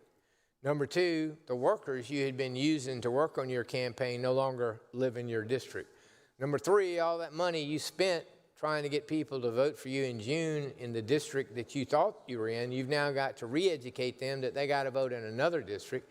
On top of that, what we've talked about is the place that they'll go to vote in August might not even be the normal place because in a cost-saving measure of a single election, there may be an effort in many counties to combine polling places just because they might not even have enough election workers to hold an election in August. And if they do, it's going to be costly. We're going to have to appropriate millions of dollars to pay the workers, to pay to reprint the ballots, to pay legal challenges. It just goes on. And we can almost be guaranteed that whatever happens, I'll just use August for an example, whatever happens in an August primary is going to, high probability, create several runoffs, okay? Those runoffs are then going to you're going to have to reprint more ballots for the runoff. It's not like we used ranked voting. We do for some military ballots we do. But other ballots, you get a brand new ballot that's down now to 2 names, okay? You go on the original time you go to vote for Congress, there may be 4 or 5 candidates in the party of your choosing. But when you go back then, there's only going to be 2. Let me add something else that's totally confusing. If I vote in the Democratic primary on Tuesday, there's nothing to prevent me in voting in the Republican primary in August. And so there may be no Democratic primary in the congressional district that I'm in August. So I could go create havoc in the other district. I'm not advocating anybody do that, okay? I don't think that's a good idea. But you couldn't police it. I mean, there's not really, unless we put an amendment in this bill, and some have suggested that we should, that says if you cast a vote in either party primary in June, you are bound to only stick with that primary in August, which in a way makes sense because that's what you would normally have done in June, okay? In June, you can't go vote in the Democratic primary for governor and the Republican primary for Congress. But once you separate those two ballots, it's an independent primary. And in an independent primary, you can choose, you get to choose again, okay? When you go in June, they'll ask you, do you want a Democratic ballot or a Republican ballot? You choose that, you vote. When you go in August, they ask you that same question. They don't ask you, when you voted in June, which one did you vote in, and you're stuck with that. Unless we put an amendment in this bill, if we did put an amendment in this bill, they would know, because they could look at the rolls in June, and they would have a list of eligible voters in August who could vote in either primary. But I've been told that we're not going to adopt any amendments, and that would be a very common sense amendment to adopt. But if we're not going to adopt good amendments to make the process better, what does it get to? Voter confusion, okay? Because they get there in, what if you got there in August? You're a good citizen, you know there's an election, you don't know a lot about which candidate, but you know there's an election, and you get there and they say, well, there's only one Democrat running. The only contest is a Republican contest. We say, look, there's never an election that held that I don't vote. I mean, some people feel that way. If the doors are open, I'm voting, and that's the right thing to do. So they get there and they say, well, if you're going to vote, you're going to have to vote in this primary because it's the only one available to you. Some people are going to vote. Absolutely. Or if I'm voting in June 9th because I really only care about, my chosen candidate for Attorney General. Right. And so I'm going to vote in that one. But if I had Attorney General in Congress, I had to vote in one primary. But then I say, okay, well, now I only have Congress. And so I can vote in the other primary because my AG candidate has already run. Right. So to that point, if you vote in June and pick the Attorney General's race on the Republican side because there are 3 candidates, okay? So there's a chance that there's going to be a runoff. In the runoff, if you voted in the Democratic primary on the first day to vote in June, you cannot vote in the Republican runoff, okay? And that probably is the way it ought to be for Congress, but unless this bill specifies that, I don't think it does, and we could adopt an amendment that says that, but we've been told we can't. It's going to just be more confusion. Senator, I want to circle back a little bit, because I do want to make sure that I'm clear, because I was not here a couple years ago, and many of my colleagues, a third of us, were not. And so the courts, U.S. Supreme Court and the state Supreme Court, upheld and agreed with our body's testimony that these current maps that we're operating under were not racially gerrymandered, but they are politically gerrymandered. Right. Calais case comes out and says, you can't racial gerrymander, which South Carolina says we haven't, but you can politically gerrymander, which we say we already do. And now we're rushing through a process with no public input, with no South Carolina people drawing the maps, with no due process, no amendments to get it done. And someone files a suit, and the court says, well, South Carolina, why did you go through this process? And we say, well, Calais lets us do it.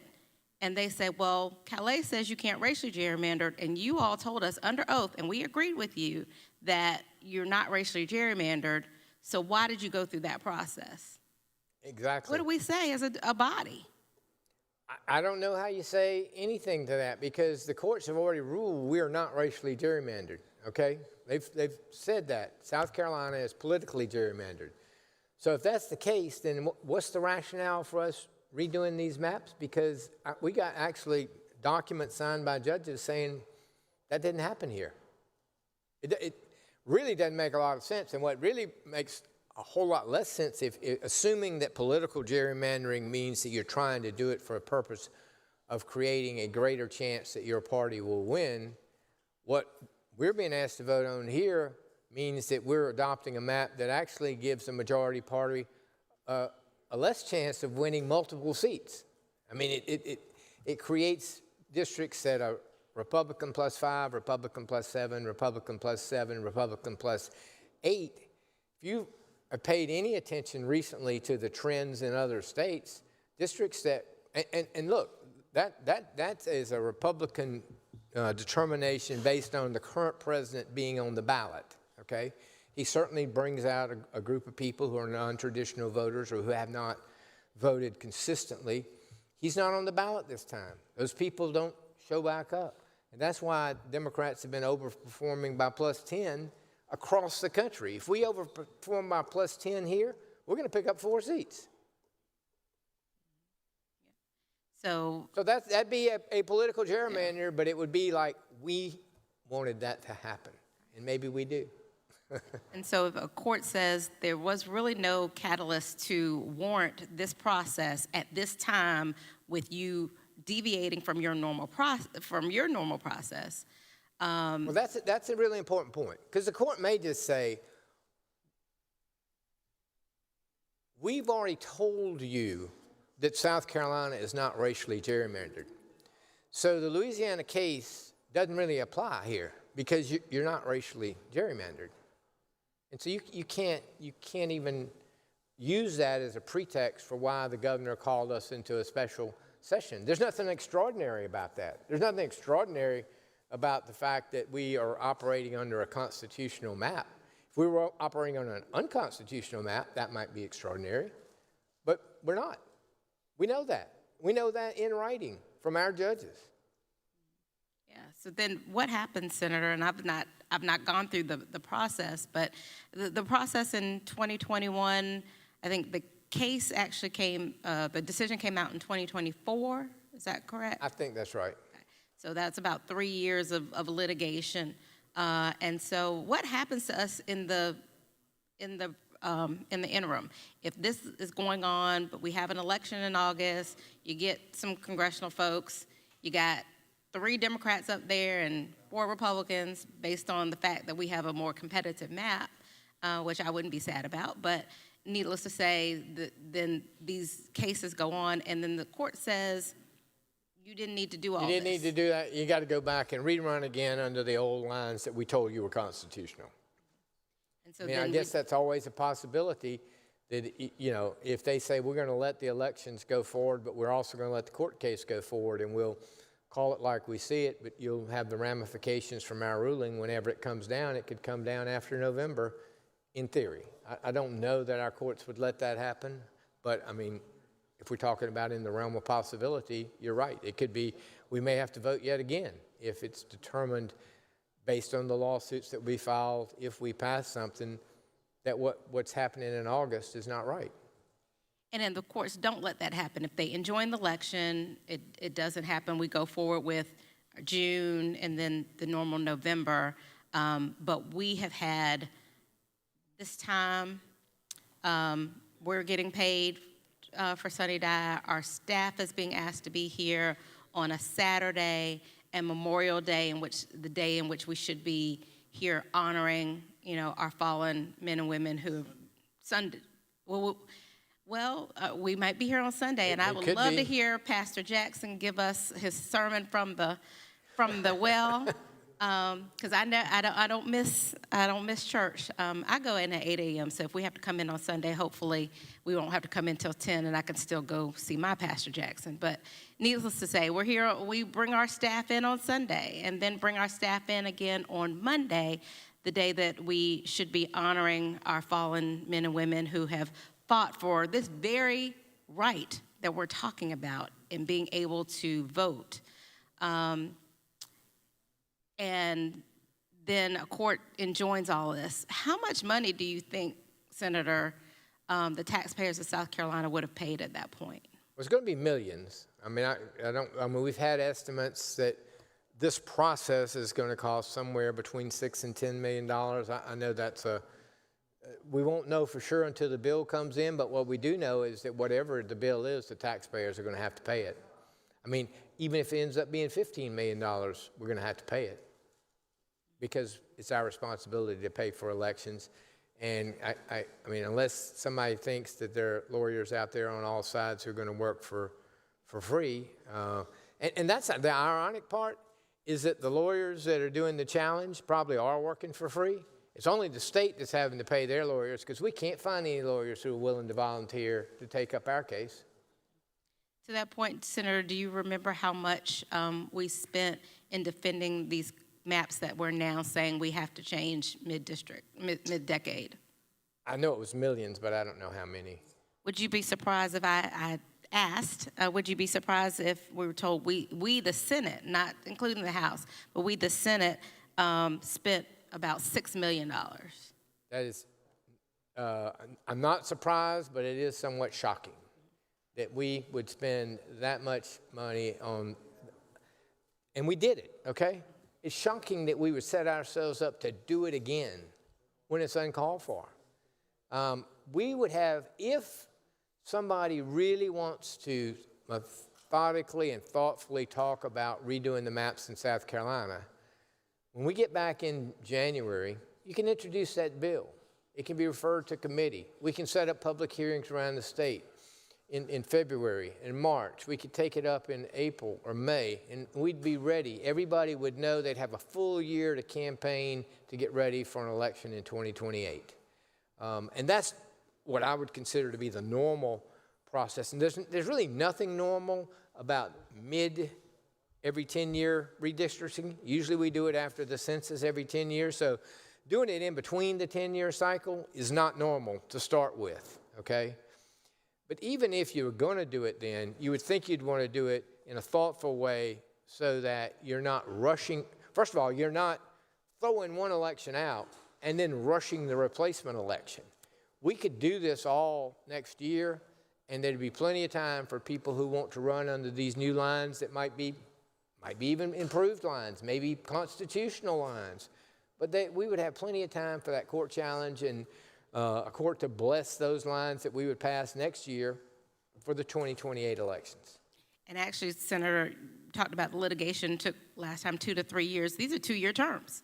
Right. So if it was done through a normal process, any legal challenges could potentially be all resolved by the next time that these seats would be up. Is that correct? Correct. And then, Senator, I was looking, I just wanted to make sure I was remembering correctly, but...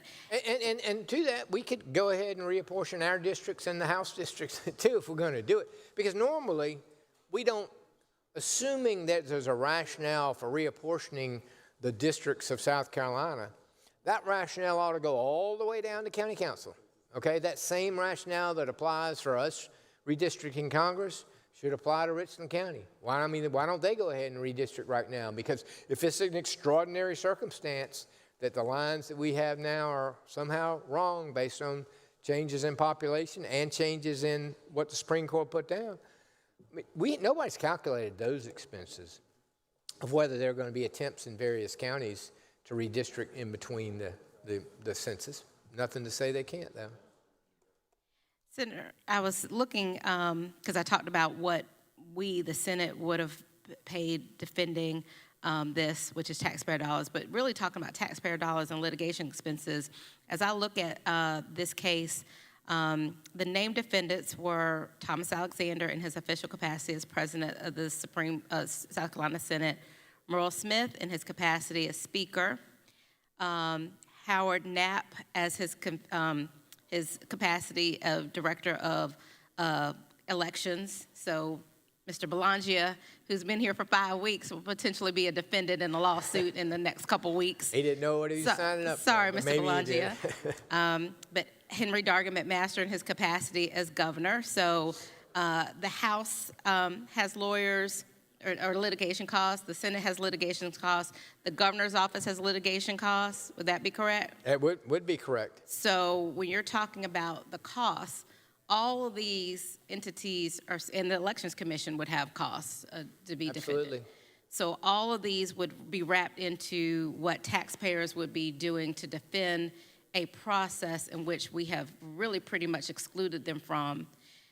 Pretty much heard from, but everybody, the majority of the people that we have heard from have said, don't do it, or if you do it, don't do it now. But we're being asked to accept what the less thoughtful body, I'll say it nicely, the less thoughtful body has passed over to us, not question it, not amend it, pass it, knowing that it's going to be challenged, and say, oh, well, the taxpayers of South Carolina will just foot the bill no matter what happens. There's always the possibility that the courts could say that the effort was so frivolous that we're going to make you pay not just your own lawyers, but you're going to have to pay the lawyers for the challengers as well, because they never should have had to challenge something that was as frivolous as what's before us now.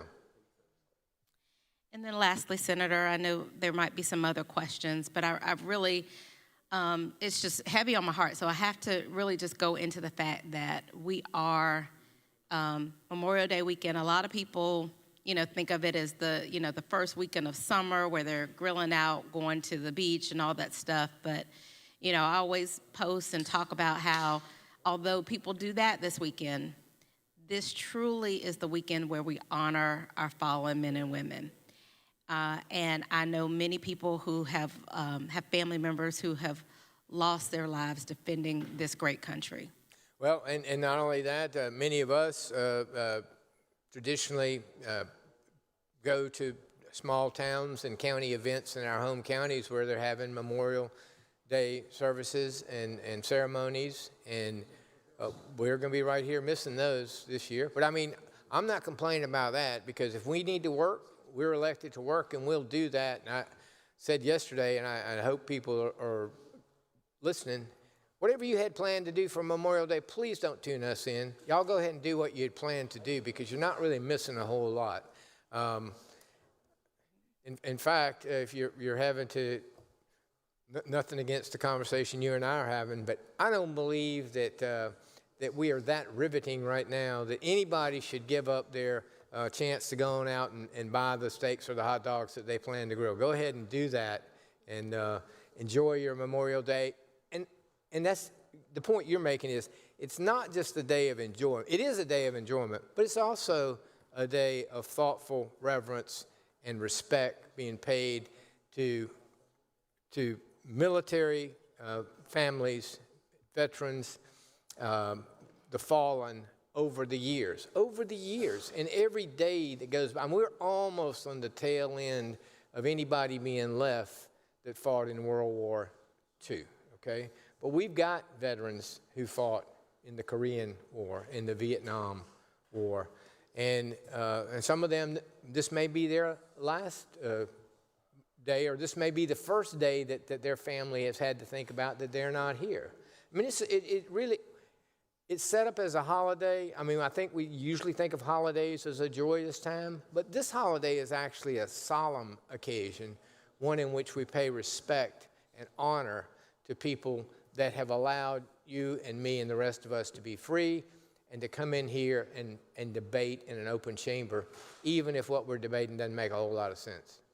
Well, I will tell you, Senator, that the folks that have been coming on nightly on my lives, actually, I always tell them, watch us. And they do watch us, because even today I've had people text and say, why did this happen? What happened? So people are watching. So I do think people will watch us on Monday, because, Senator, this issue is so very important. It is about their fundamental constitutional right to vote. And so I guess the point I was making about, I think it's not lost on me that we will be here on the day that we are to honor our men and women who have made the ultimate sacrifice for this state, in this country, so that we could even be here in these chambers. But the action that we may take while we're here in this chamber may completely invalidate thousands of military ballots, men and women who are currently serving our country in conflicts across this world. And so I just would say that I think that your amendment that talks about education is the least that we could do to the people who have sent us here. I agree completely. And to that end, think about the military service person, man or woman, who's overseas right now and has taken the time to study the candidates and learn about which candidate they want to vote for and has cast their vote. We're asking them, wherever they're stationed around the world, to try and come up to speed on brand new candidates who might be running in brand new districts that they'd never thought about. I mean, the idea that our military service people are just right up to speed about new districts and new candidates is part of the education process that needs to take place. We're going to need to allow time for them, if they're going to thoughtfully cast their ballot, to become aware that they're no longer in the district that they've always voted in, or the candidate that they had been supporting for years no longer resides in that district. He or she's been moved to a new district, or is no longer eligible to run in the district that they live in because they've been moved. Either the candidate's been moved or they've been moved. It really is confusion not only to the voters here in South Carolina, it's going to be particularly confusing to the voters who are overseas right now protecting us, because they're not going to have access to, I'm pretty sure they don't get those flyers in the mail. They don't see the billboards and the ads because they're overseas. So somebody's going to have to make a special effort to let them know what's going on before they can thoughtfully cast ballots under a new election. And to the point that that people do watch us, because it's you and me, we always know there are two, your mom and my mom. I think the senator from Ori, I think his mom sometimes watches. I think he told me. Okay. Thank you, Senator. And I will say this, people on my live said that they will bring us some barbecue on Monday. So I think we'll have a little bit of fun. Senator from Berkeley, Senator Grooms, what purpose do you have, sir? Mr. President, under Rule 43, I'd like to make notice of the ability to make a motion tomorrow to suspend Rule 15. That is so noted. Thank you, Mr. President. Thank you, Senator from Berkeley. Senator from Orangeburg retains the floor. Senator from Charleston, Senator Tedder, what purpose do you have, sir? See if the senator will yield for questions. Oh, I'd rather yield to a sign from the senator from Berkeley that now that we've done that, it'd be time to go on home now. In a few minutes, it might be time to do that. But yes, I'll yield. Thank you, Senator. Wanted to ask you a couple questions, and I appreciate, did you know, the exchange that you just had with Senator from Richland, Senator Devine, because I too have been trying to figure out why we were doing this. In fact, I asked a question in full Judiciary Committee if any of the proponents could explain to me why, and nobody could. But the public seems to think, at least on Twitter, that we have to because our maps are illegal, because they're racially gerrymandered. So I'm really appreciative that, and I hope that they paid attention to this exchange to know. Because that's not true. Yeah, it's not true. And if it were true, that means half of our members would have perjured themselves, did you know, in federal court when they testified that it wasn't. That's right. Right. So moving on from that, I did want to, did you know that there was a candidate, there were several candidates that testified before full committee, and there was particularly one gentleman, and I can't remember, he wasn't a part of the Republican or Democratic Party, but a different party. And did you know that the party he's running for Congress, he has to obtain 10,000 signatures to be on the ballot? You know, I did hear that part of the testimony, and I think this truncated schedule makes his access to the ballot untenable. I mean, there's almost no way to get that many validated signatures if the filing for the new race is going to happen within a certain amount of time. And so unless we put an amendment in here that says that the signatures you've already raised to get on the ballot in the June primary count for the August primary, which we don't have an amendment that says that, and apparently we can't take up amendments, then that person is not only going to be disenfranchised, they're going to have quite a lawsuit. Oh, yeah. And did you know, Senator, that he is very close to getting those 10,000 votes, 10,000 signatures? But what he said and testified, and it was very heartfelt, he by himself, I mean, he's been knocking on doors, he's been canvassing, a district that he plans to run in based on our current maps, which are constitutional. And did you know that the time that he spent to do that, it would all be wasted? But not only that, he testified that if the map, based on this new map, he will lose 4,000 of those signatures that he's already gotten. I did remember that, didn't remember the exact number, but yes, it only makes sense. If you start moving people around, moving the lines, it affects not only the voters, but the candidates. Right. Candidates who used to represent County A now don't represent that county anymore. Maybe they represent County B, which they've never in the past had any relationship with. And you look at the new maps that we're being asked to consider, and we have people literally from downtown Columbia in with people from Rock Hill and other people from downtown Columbia equally as far away the other way, because the maps are running out of Columbia like spokes on a bicycle going in different directions. You got some people in Columbia voting with people in Pickens and other voting for people in York, and then you got people in York voting with people in Pickens because one district runs across the top and one runs up the side and another one. I'm not saying that those aren't correct, but we've had no chance to have voter input as to whether that makes sense, or to have voter education as to how do you know which district you're in. There are probably people in Columbia who forever have been in the 2nd Congressional District. Certainly there are people in some counties that maybe have never not been in the district that they currently are in. But we're moving some of those counties this time. We're switching them around. And of course, we've created on the map that came to us from the House, created a district that does not have an incumbent in it. And we've got, which means that correspondingly, we've got one district that has 2 members, current members in it. I would venture to say that probably neither one of them are relishing the notion of having to run against the other, but I think they both have said that they will. And so we'll let the chips fall where they may with that.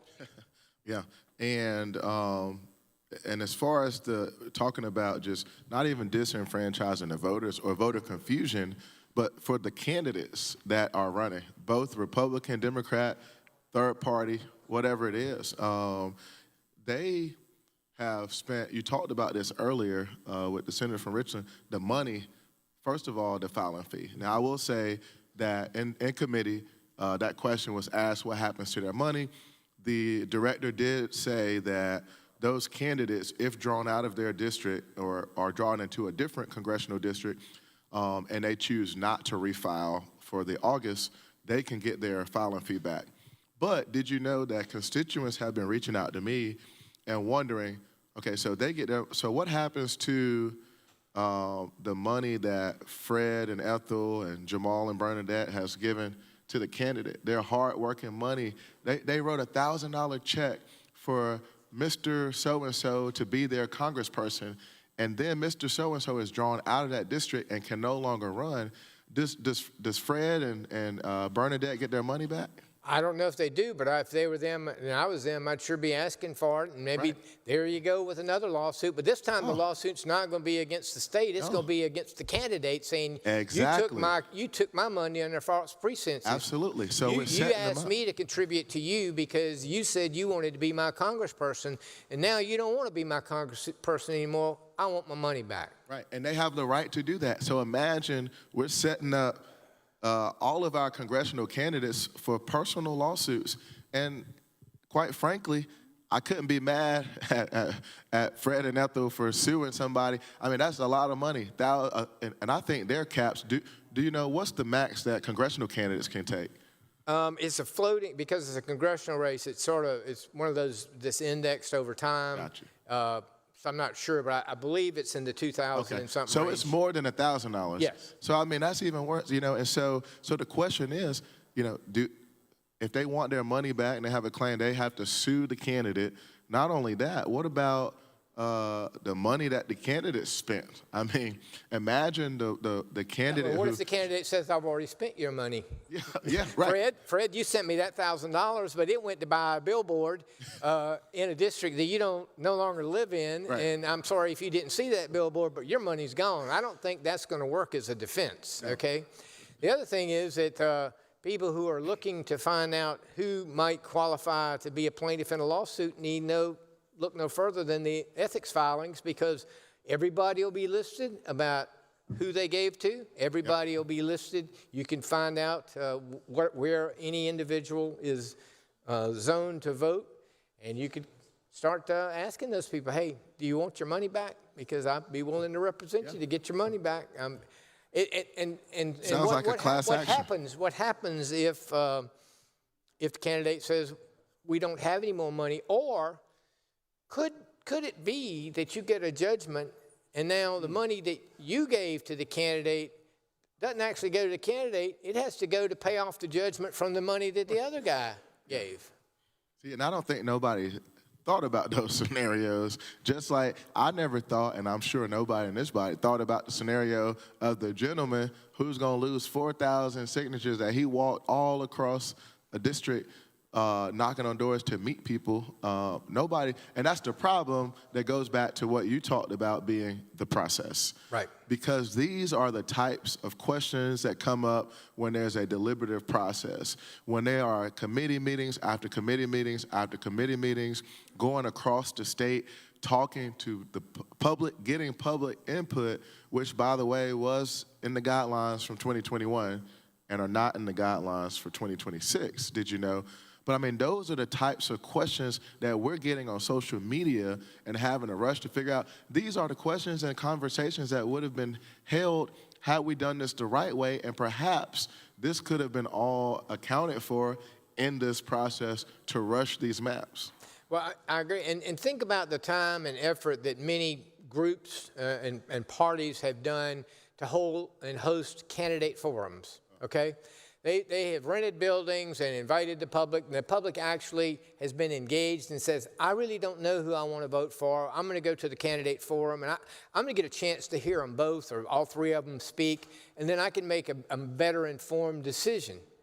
Well, it turns out that the candidate forum they went to is for two different people that no longer are going to be there. The candidate forum they would have gone to is in another whole county that they didn't even get a chance to have, and there's not going to be enough time for all. I mean, think about all the, we all went through county conventions, county by county. We had conventions this year. Candidates came and spoke. They sent representatives to all of our counties. Think about all the fish fries and the events that have taken place to promote a candidate. And now you have, that money's just down the drain in some cases. Now, some counties used to be in District 2 and are still in District 2. But there are a lot of them that just got totally shifted around. So not only is it going to be money spent by us, the state, if you are in that class of folks who are asked to contribute to campaigns, you're going to be asked to, it's going to be a new cycle. Yeah. Which begs the question, is it a new cycle? If you can only collect, let's use the example of $1,000 for an election in 1994 from one person, and they've already given, but they gave to a different candidate in a different district.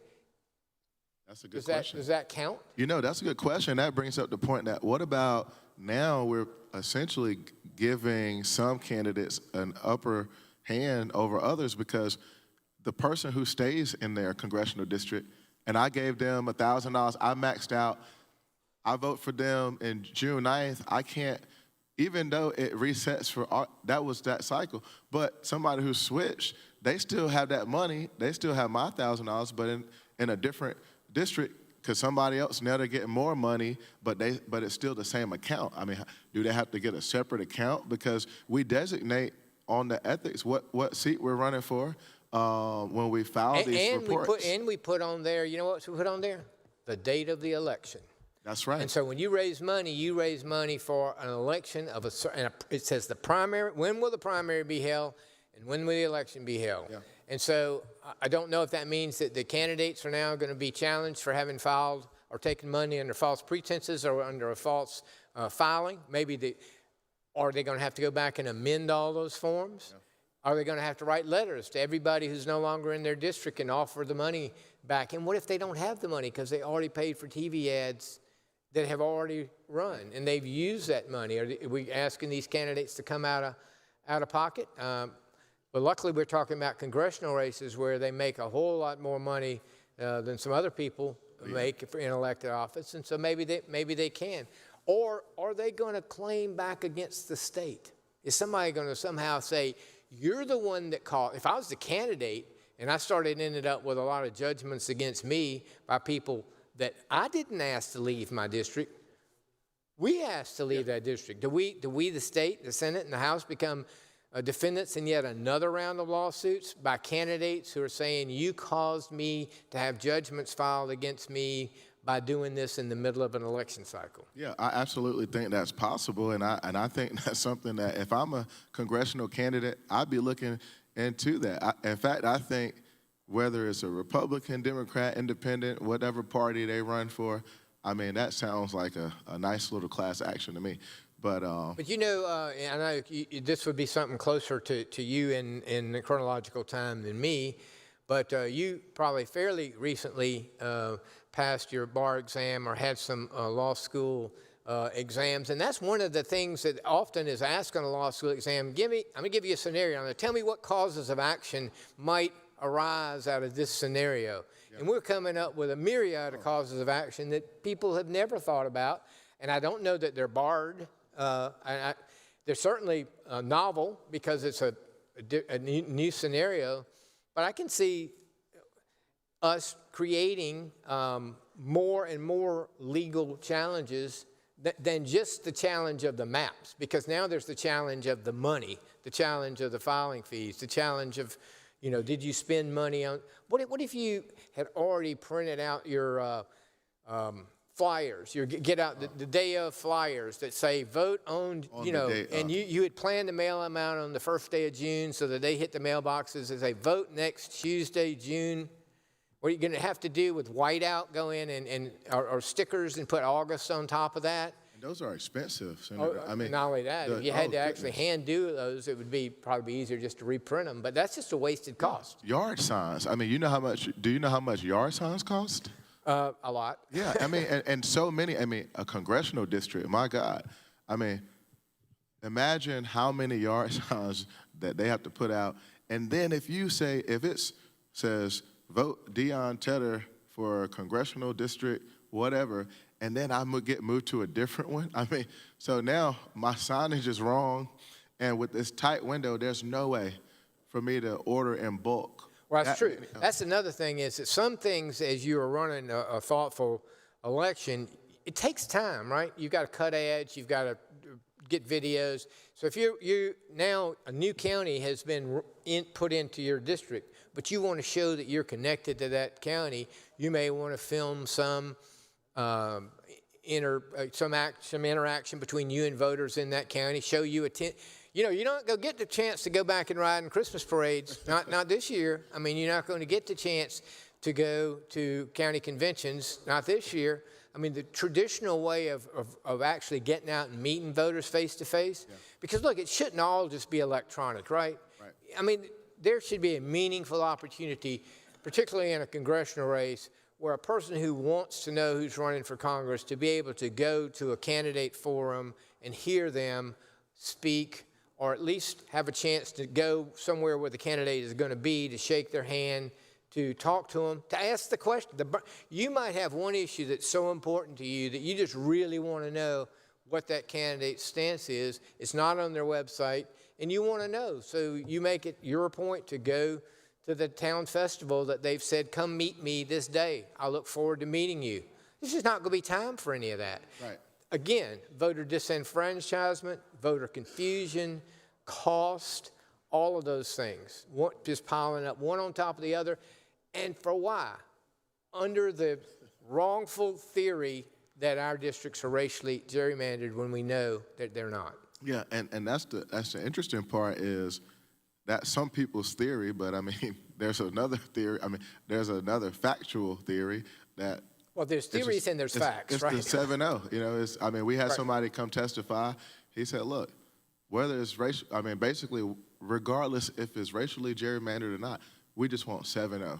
We just want 7 Republican congressional members, and that's it. We don't care about whether. Well, there's a chance for that in June. All you got to do is everybody go in whichever district you're assigned to in June, vote for whoever you want to, and there's a chance that all 7 of them could be by November, could be. I mean, Well, and that's true because did you know today someone, I would assume they are a Republican constituent or whatnot, commented and asked on I keep saying Twitter, but I guess it's X now, said, well, what do you say to the Republicans that live in District 6? What can they do? And I said, well, quite frankly, the fact that this is a democracy, a Republican can run for the 6th congressional district. Did you know? And do every time. Yeah, I mean, I have voted in the 6th before, or people that are in my district have voted in the 6th before, and I don't know that there's ever been a time that I can remember in recent memory that there hasn't been.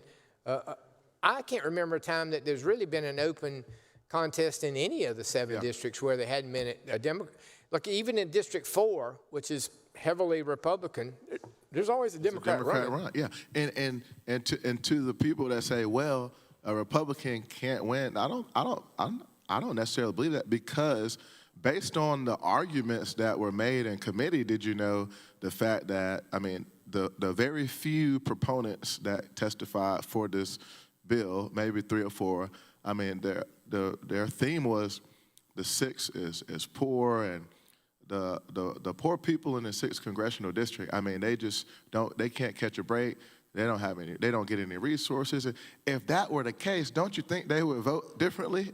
Why do you think they would continue to vote for somebody who's not doing anything for them? I don't think that's I would also venture to say that if you ask if you're valuing this by the resources that are brought back in terms of tax dollars coming from Washington back to the state, the 6th probably gets more than its fair share. Right.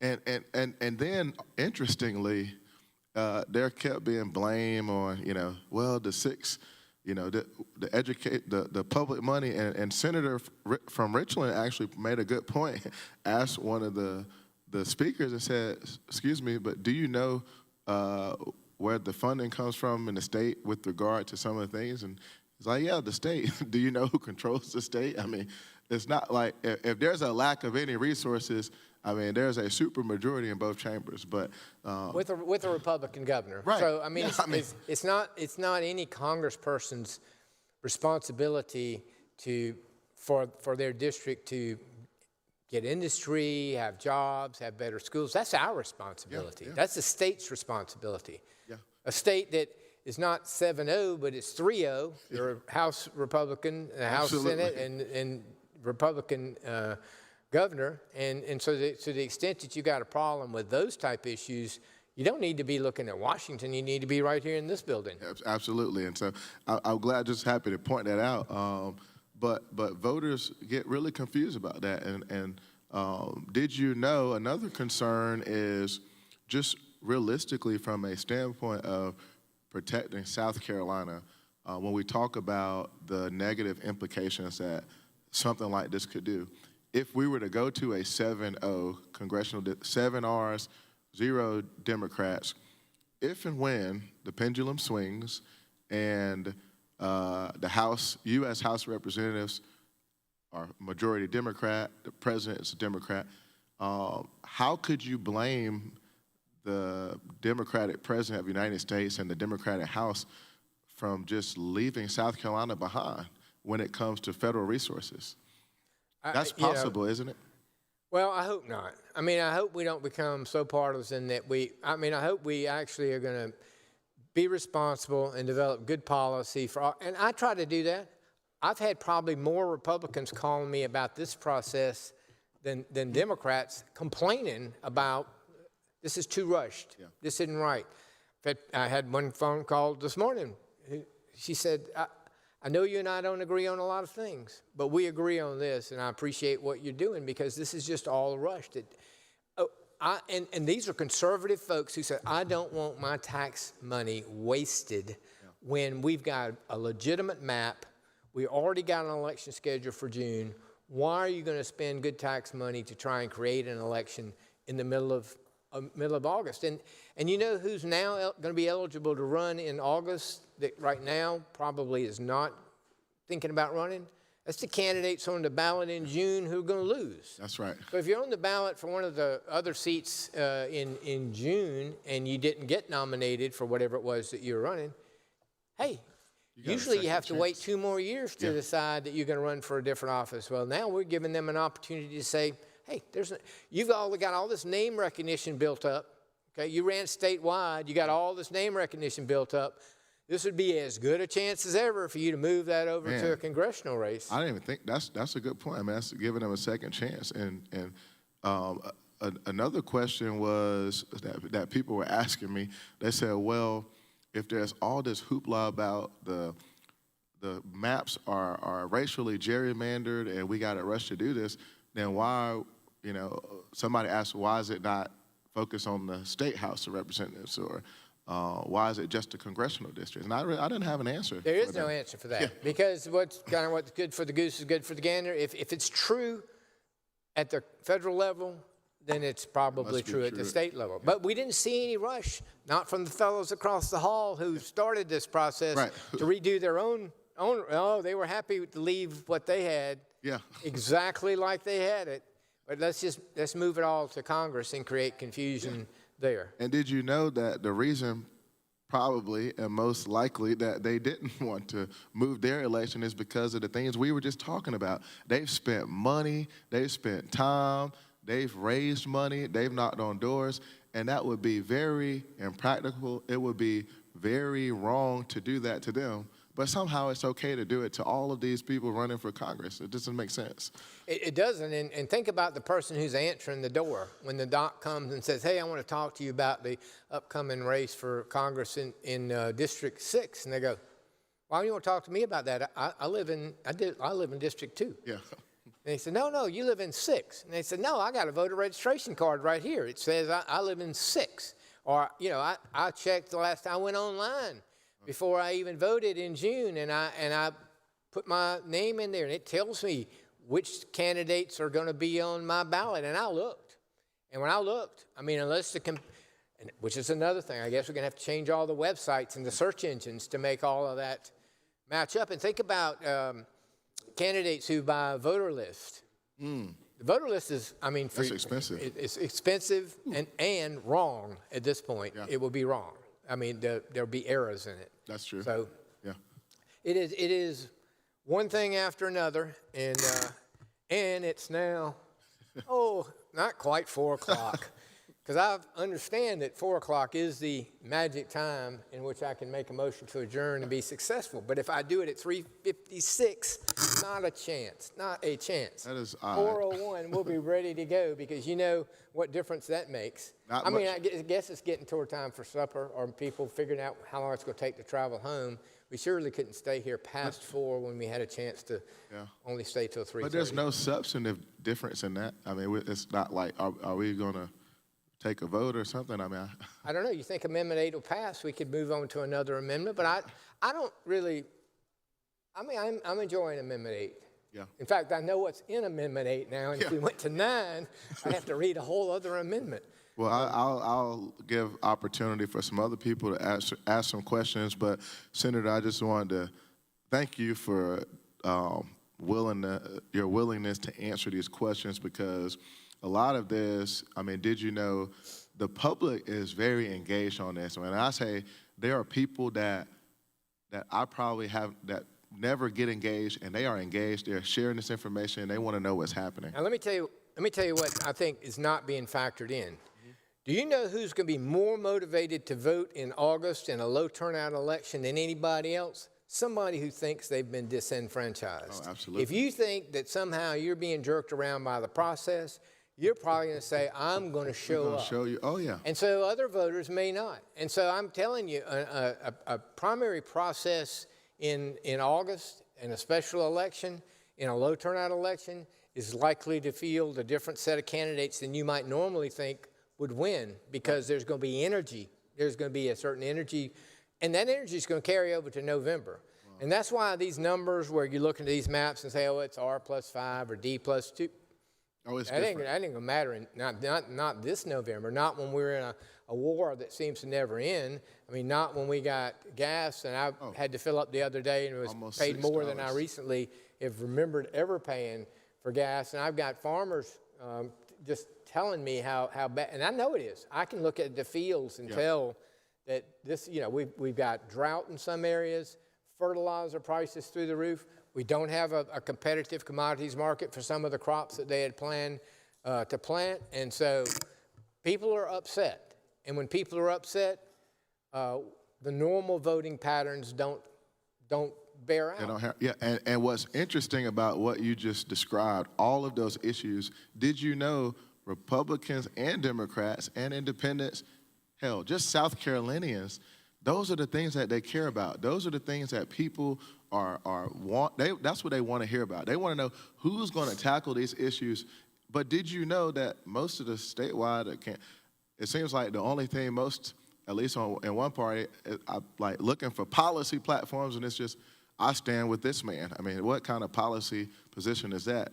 But nobody's talking about those hard issues that you just talked about, and I think people are upset about that as well, which will turn out more voters in this election. And you're absolutely right. And if you think about what a lot of voters, particularly conservative voters, think about is think about tax reform, right? They think about what could we have done to keep more money in my pocket? How could government be more efficient? Well, we debated a very good property tax bill this year. We increased the amount for the homestead exemption. We changed the years that you would be eligible for it. Really, we had a very substantive policy debate and sent a very good bill to the House. I don't remember, but I don't think it's come back from the House. I don't recall it's come back either. And to that point, everybody, I mean, that was a bipartisan issue. And did you know, I do on some Thursdays when I can, if we get out of here in time sometimes, I do a radio. I have my little segment. It's called the Tedder Talk. Did you know? Tedder Talk here and live Tamika there. I'm learning. I'm learning. And on the radio show, I just give updates, and it's a low country station. And did you know, when I talked about the homestead exemption and what we were doing, because I'd have callers will call in and ask me questions, and I engage with people, and everybody, they were like, man, this gives us hope. Like, y'all are actually doing something that benefits everybody. And people were so excited about it. So the fact that the House didn't take that up, but they found the time to have us come back to do this, which, by the way, cost the taxpayers more money that we're here now in a special session. But they didn't take up things like that would help everyday citizens. Look, we earlier this year raised the possibility of suspending the state gas tax because gas is so high now. So let's just go ahead for a few months here, 60 days, because it was said that, hey, the war is going to be over, maybe next week, maybe the week after, but surely by 30 days it'll be over and the gas prices will come down. And now we know that it's gone on so long that even if it ended tomorrow, which doesn't look like it's likely, gas prices aren't going to come down in this calendar year. We could have had some relief for working families that have to get gas to carry the kids to daycare, to get gas to drive, 10, 20, 30. I have people in my district that commute out of my district to go to work because that's where the job that they have is. And, there are people sort of recalculating. I was getting, $2 more an hour to drive to Columbia to be a nurse in Columbia than in Orangeburg. But by the time I pay this extra gas, I should probably just stay home. Then I save 2 hours, 2 more hours that I could be with my kids and not driving. But I was driving because I thought I had a chance of making more money and it was going to help my family. But now it's really not helping my family, it's hurting my family. Those are the things that people are thinking about, right? Right. Those people are not thinking about at home right now on Memorial Day weekend what district they're in. Yeah. And I don't know that anybody was sitting around thinking, I think I'm sitting in a racially gerrymandered district. Absolutely I don't think not. that was a thought that was coming across anybody's mind. But I do know this.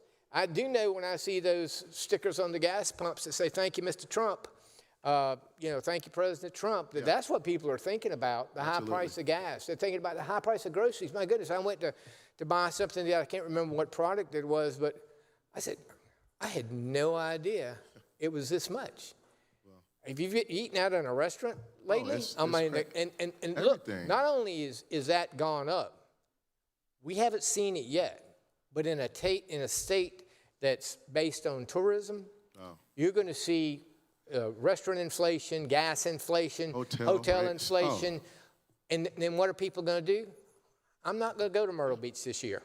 We can already know that the Canadians aren't coming. Yeah. Okay, anybody. Look, we had the World Cup coming this summer. Supposedly, we got people traveling from all over the world here. And they have to fly to get here, and airline tickets are about to skyrocket because jet fuel, because of this war. I mean, there's so many things that people are. Unless you live in New York City, because the mayor in New York will make sure that his citizens get to go to the World Cup. He has 1,000 tickets, and they got a lottery. You can go for $50.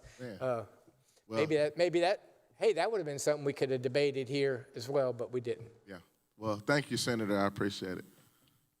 All right, so. Senator from Richland, Senator Walker, what purpose do you ask, sir? If the senator from Orangeburg has the physical bandwidth at this point for questions. Yeah. I'm okay right now. I might need some more ice if I can get some more ice here. So, in this cup, yes. So I'm assuming that's a yes, Senator? I'm okay. Go ahead. All right. Senator, for question. So, Senator, did you know that I cut my teeth in elected office as a member of county council? Did you know that? I was aware that you served on Richland County Council and actually served at a time where a lot of progress was made in Richland County. And actually, I believe, were the chairman for a while. Yeah, for 2 years. And certainly, you're right, there was a lot of progress, but I wasn't solely responsible for that. We had a great team from the elected officials as well as the administration, to find men and women who bring their talents, who brought their talents to work every day for the benefit of the public. But, Senator, did you know that I was elected in 2020, which is around the time of the last census? And within my first 2 years on county council, we had began looking at redrawing county council district Which would be the lines. normal time to look at it. Absolutely. In Richland County, it's probably a little over 400,000 people. That's about the size of the population. And it took us a little more than a few months as far as that process, to redraw a total of 11 county council district lines. That's a few months now. And here we are talking about redrawing 7 congressional districts in a state with over, it's a little over 5 million people within, I don't know, less than 2 weeks? Oh, I mean, in less than 2 weeks in a process that just gives short shrift to the whole notion of how it's supposed to happen. It's supposed to happen by us advertising that we are going to redraw the lines, us advertising that if you want to have input in that, you can sign up on this website and give us your ideas. You can come to this public hearing and give us this ideas. You can call your current member of county council and express your opinion about whether, that you don't like it, the fact that your neighbor across the street votes in a whole other county council district than you. Y'all go to the same church, your children go to the same school, and it doesn't make any sense that y'all are in separate county council districts. And you get a chance to have that conversation. You don't get a chance to have that conversation in a truncated process of less than 2 weeks, and you certainly don't get to have that conversation when you're told there aren't going to be any amendments. I mean, you've got no chance of, even if you have a great idea, doesn't matter, because somebody in Washington whose name, as far as I know, is nameless to us, has sent a map down and said, this is the pink, blue, green, and yellow that we want. This is the one we want. And if you change that, we're going to light you up on Truth Social like maybe some attorney general candidates recently got lit up. Well, I don't follow that person, and I don't, at least on social media, I don't. But I have an idea of who you're talking about. Well, Senator, during my time on county council, when we redrew the lines, we met with the cartographer, met with someone from the GIS mapping department, and that person shared with us as far as the changes in the shifts in the population, and also showed us what the maps or the new districts could look like. And then there were also conversations held amongst us as individual council members, right? Because you had some districts that didn't see any growth and had to pick up additional territory. And then you had districts like mine, my former county council district, District 8, which grew significantly. And so we had to give up territory. And of course, as you know, once you begin relinquishing or giving up territory, it impacts other parts or other districts as well. And so that was a relatively lengthy process, again, just for a population of 400,000 people, whereas here we are, we're looking at redrawing 7 congressional districts. And I know I've not had any conversations with the cartographer prior to, say, this week's subcommittee. Not subcommittee, full committee meeting. Right.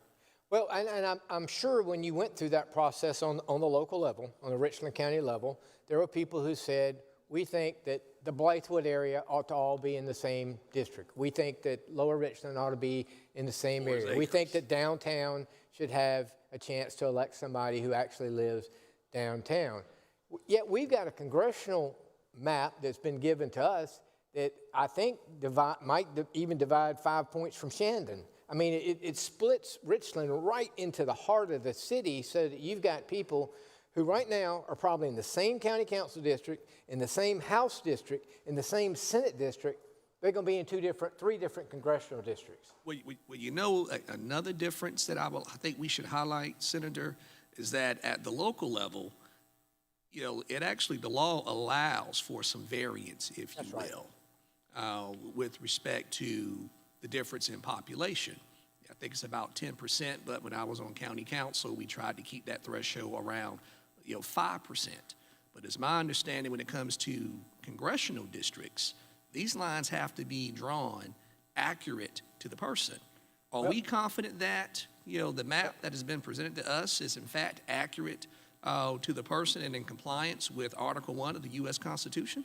If the data that we've been given is correct, and approximately 50 families a day are moving to the greater Charleston area, there's no way. Because the map we draw today will be obsolete tomorrow on that point. We are such a fast-growing state. I mean, Jasper County, there's probably another 10,000 people in Jasper County now that weren't here 2 years ago, okay?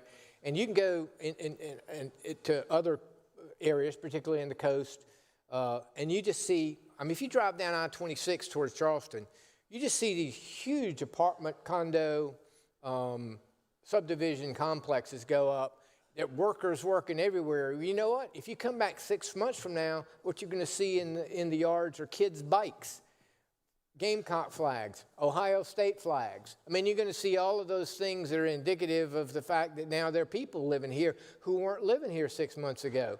So any map that we draw right now is not going to be accurate to the person, which is, I've always found fault with that on the congressional basis, because to me it would seem better policy to have a policy that you don't split precinct lines and allow for a variance that it wouldn't have to even be a large variance just to account for precinct lines, but I believe the map that was drawn for us in Washington, just in Richland County alone, splits maybe 10 or 20 precincts just in one county.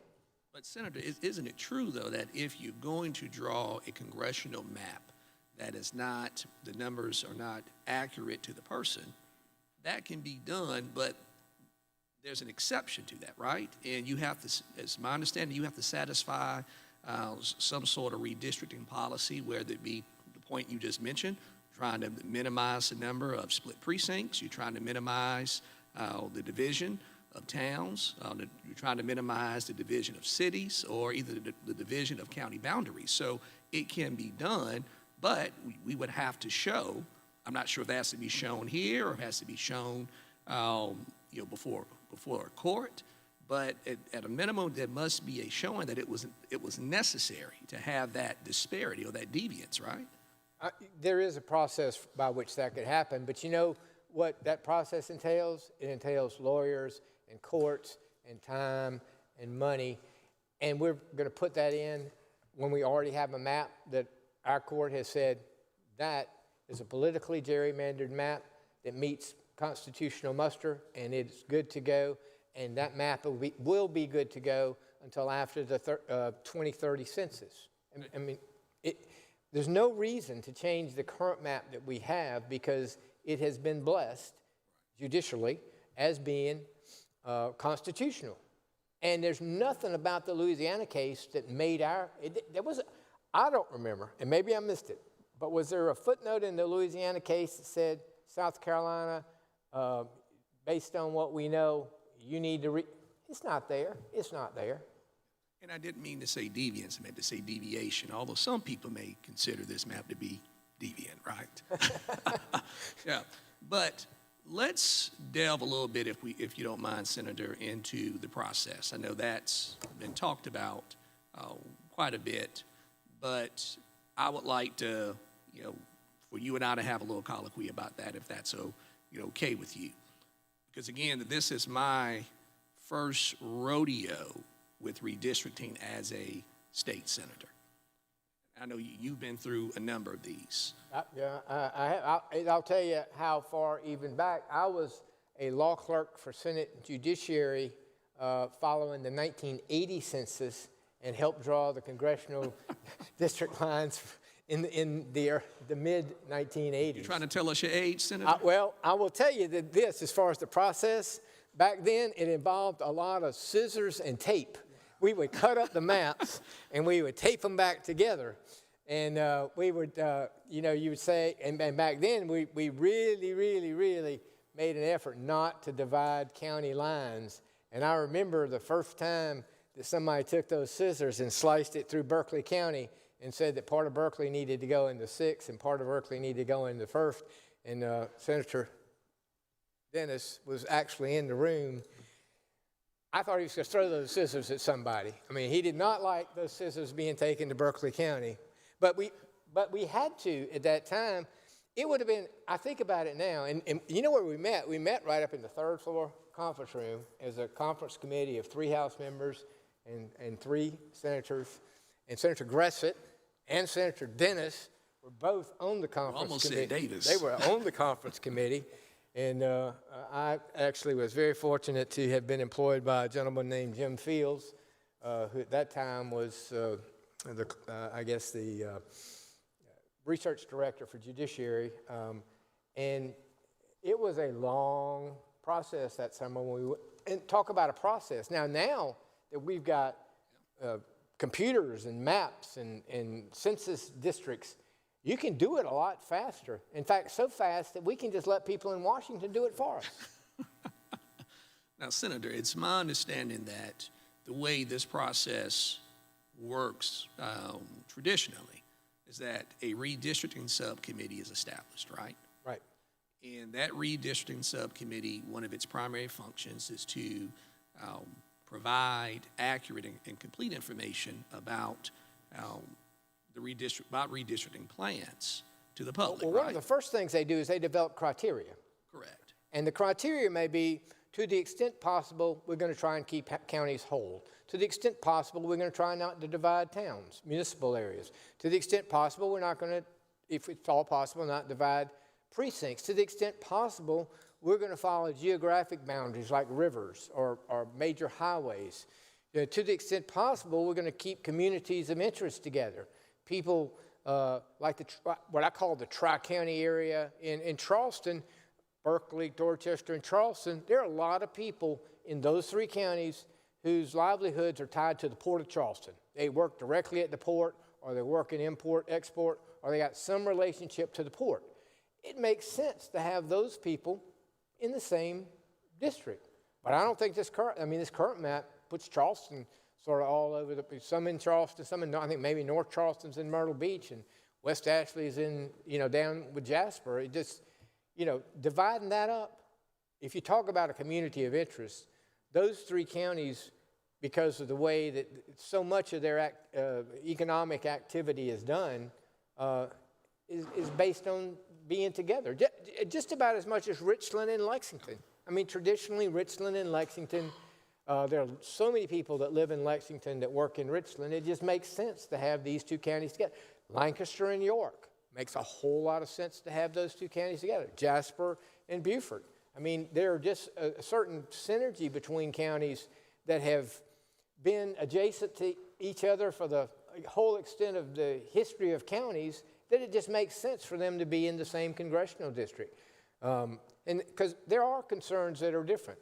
People that live on the coast have maybe different concerns than people that live in the Piedmont or people that live up near the mountains. And that's why we want to try and have people that have some community of interest together in the same congressional district. But to the process, we hadn't had a chance to talk. I don't even know that judiciary had a chance to fully vet all the possible considerations that could have been had for what the criteria should be. So I want to stay on process, but if I can just for a second, just let me sort of deviate just for a second, because you mentioned something about communities of interest, right? So I'm not sure if you know this, or rather, Senator, do you know that the current map that is before us, it would trifurcate Richland County? Did you know that? I did know that there, as I saw it, and I might not have it right in front of me, but it seemed to me that some people in Richland would go all the way up to like Pickens. Some would go up to Rock Hill. Actually, no, some would go up to Oconee. Oconee, Yeah, okay. some would go as far, and I know that's God's country, Mr. President. And some would go toward Pickens. That would be the congressional 5th.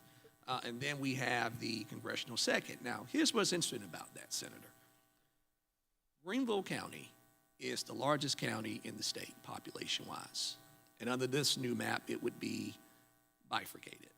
Charleston is the 2nd largest county in the state. Under this map, it would be bifurcated, right? But Richland County, which is the 3rd largest county, it gets trifurcated. Does that make any sense to you? It does not make any sense at all to the community of interest of Richland County, which is the state capital, which has the flagship university. There's so much that happened. I mean, we got the medical core of medical services for the Midlands right here in the greater Columbia area. There's so many things that the people of Columbia self-identify as this city being together. And so even if you couldn't keep Richland whole, could you not at least keep the city of Columbia whole? That's correct. And that's interesting as well, because the city of Columbia gets trifurcated also, right? That doesn't happen to Greenville. That doesn't happen to Charleston. And I love our sister cities, but I'm just highlighting the point behind just what appears to just be nonsensical and somewhat asinine to me. Right? Well, because it was drawn by somebody who doesn't know that, okay? Yeah. They're looking at numbers on a map and trying to move them around. They say for political reasons, but maybe they're the ones that are racially gerrymandered. Maybe this new map is the one that's being racially gerrymandered. We know the other one was not. So maybe this one was. I mean, we don't know because we don't even know the name of the guy who drew the map or woman, whoever it was. Or maybe AI drew this map, okay? We just don't know. But I know who didn't draw it, the representatives of the people of South Carolina, who should have been drawing it based on criteria that their committee adopted, and then input from the citizens who came out and testified, and data from the mayors and the county council people of the various districts testifying, which normally would have happened. I mean, if you ask the senator seated right to your right there, who was at every single reapportionment hearing on the last go-around, he will tell you that the frequent flyers tended to be the mayors and the county council people. It's those people who showed up because they wanted to advocate for their area. Please don't divide my town. This town and that town are sister cities. We do so much together. We should be in the same district. And those are the types of things you would expect to hear in a normal process. You know what we heard on at the committee on, I guess it was Wednesday or Thursday, whatever day we heard, the judiciary heard this, was we heard testimony from about 50 people who on 24 hours notice could afford to take off and get to Columbia, all right? That means that it's a really, really small group of people that even had the opportunity to be heard just because, A, you only had 24 hours notice, B, some people just, it was too far away for them to travel that distance, C, it wasn't sure. I mean, I don't know that it was clear to those people that if they came, they were going to get heard. And they didn't even have a copy of the map to look at to be able to give meaningful input to what the map was supposed to look like. Because that map, there were various versions. You can get a little one on your phone maybe, but you can't granularly look down in those maps to see, particularly when you're looking at the Columbia area. And if you're splitting, Dreher High School in one congressional district, AC Flora in another, or whatever it might be, I mean, you can't tell that from looking at that little picture on your phone. Well, so it's my understanding, Senator, that it's to your point about this meaningful input, that the aim of the subcommittee is not just to provide complete and accurate information to the public, not just to allow the public to give input, but there's supposed to be a designated time period whereby the public, anyone, an individual, a group, an association can also, or a member of the General Assembly, can submit a redistricting plan. Exactly. That wasn't done here? That's why we have cartographers and computers that can help, because maybe the committee members heard something at the public hearing that said, you know what, it was so compelling, we've got to make sure to the extent possible that Richland and Lexington are in the same district, or that Beaufort and Jasper are in the same district. And so let's go down and relook at how we could reconfigure this map to make sure that that community of interest is protected. There was no time for public they could come and say what they didn't like about what they saw on their phone, but they might have heard something at the committee hearing process that said, yes, that person's testimony was exactly right. That's a change we should make. Was there any change made? No. We just floated that map that came from the House straight on over, floated that map right on up here, have been told that no amendments are going to be taken. I mean, the senator from York put up a map yesterday that, quite frankly, I like better than the other map. I don't know that I like either one of them, but if I had to pick one, I would have picked his over the one we got in front of us. And that one got withdrawn. Apparently, we can't even consider that one. Senator, with respect to the public, pretty much, their participation was circumscribed to a grievance fest. They came in and they stated how they felt about the maps, how they believed the maps would impact where they lived, but no one was allowed to actually offer up or introduce a map for our consideration beyond what came from the House, which we've already established came from someone outside of the state or came from Washington, D.C.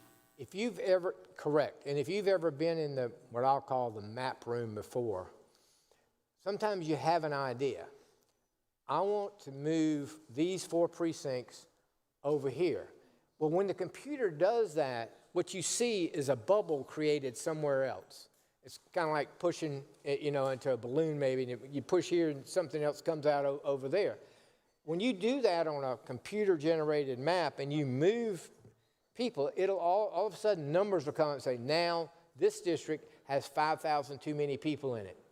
And you can ask it, now with AI, what likely 5,000 people would you move that would adhere to traditional redistricting principles, following rivers and roads and not splitting precincts and keeping towns whole? If we shifted these 5,000 people in, which 5,000 people might have a community interest to an adjacent district to move?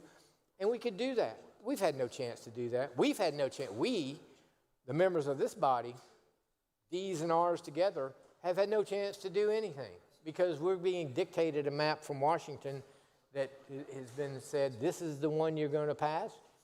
Go ahead and pretend to have a public hearing. Doesn't matter what they say at the public hearing because we're not going to give you any time to react to what the testimony is. In fact, on the same day that we have the hearing, not just the same day, within the same hour that the public testimony closes, we're going to send the map forward.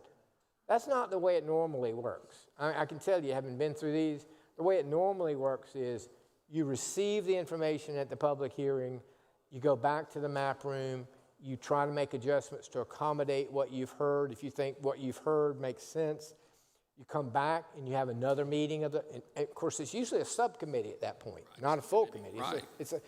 Where we do some, on any bill, some of our best work is done at subcommittee level because you get a handful of members that are dedicated to really digging into the issue and studying it.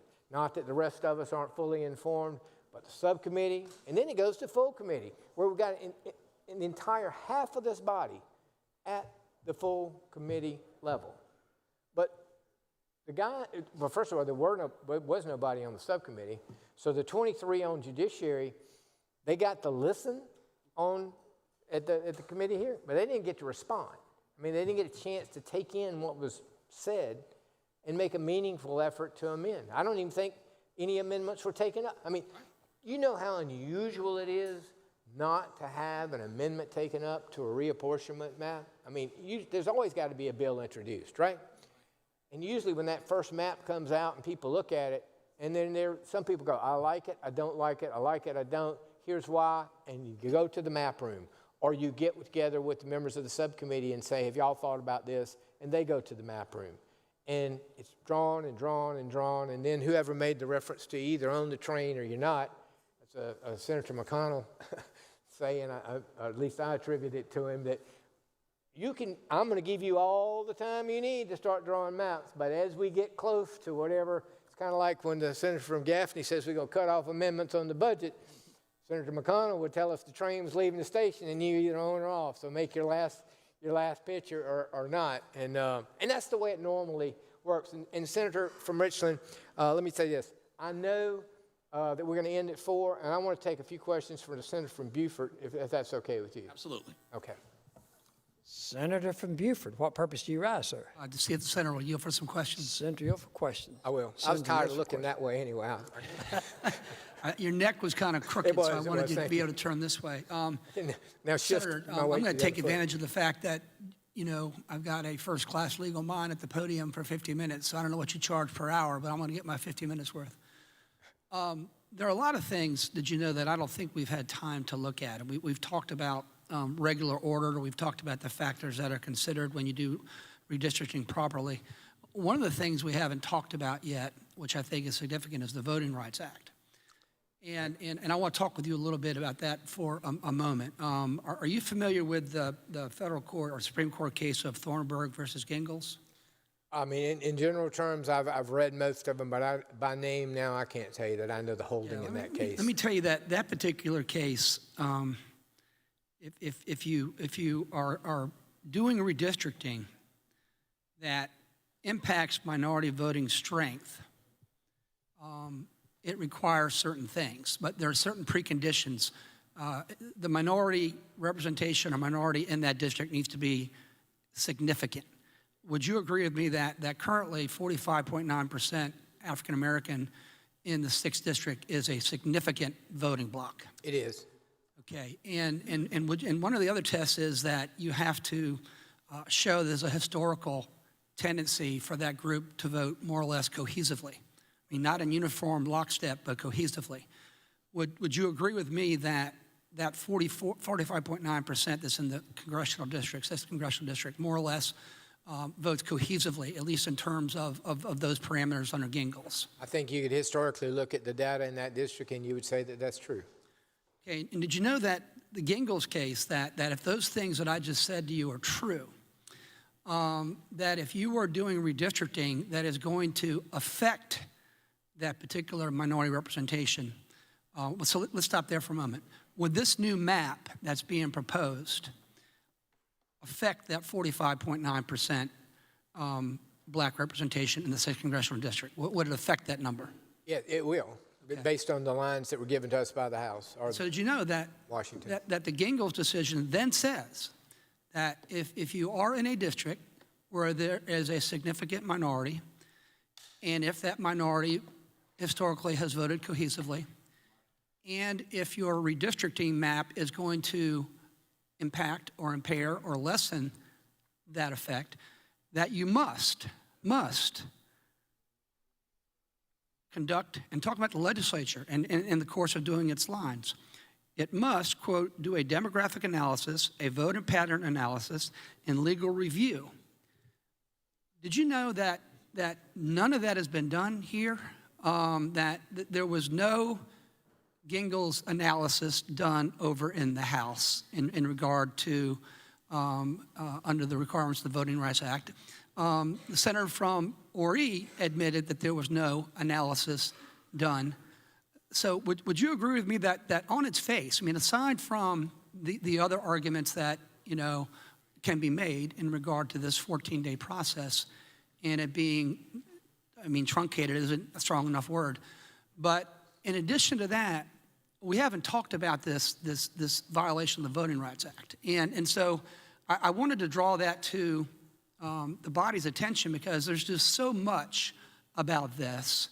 And I'll plan to talk on it a little bit tomorrow in terms of what I believe to be the flaws in this. Well, I think one of the things you're pointing out is there's not just one basis on which to challenge this map. There's going to be a myriad of reasons that, from the military voting perspective to the timeline, to the process, to the analysis that should have been done, to the lack of public input.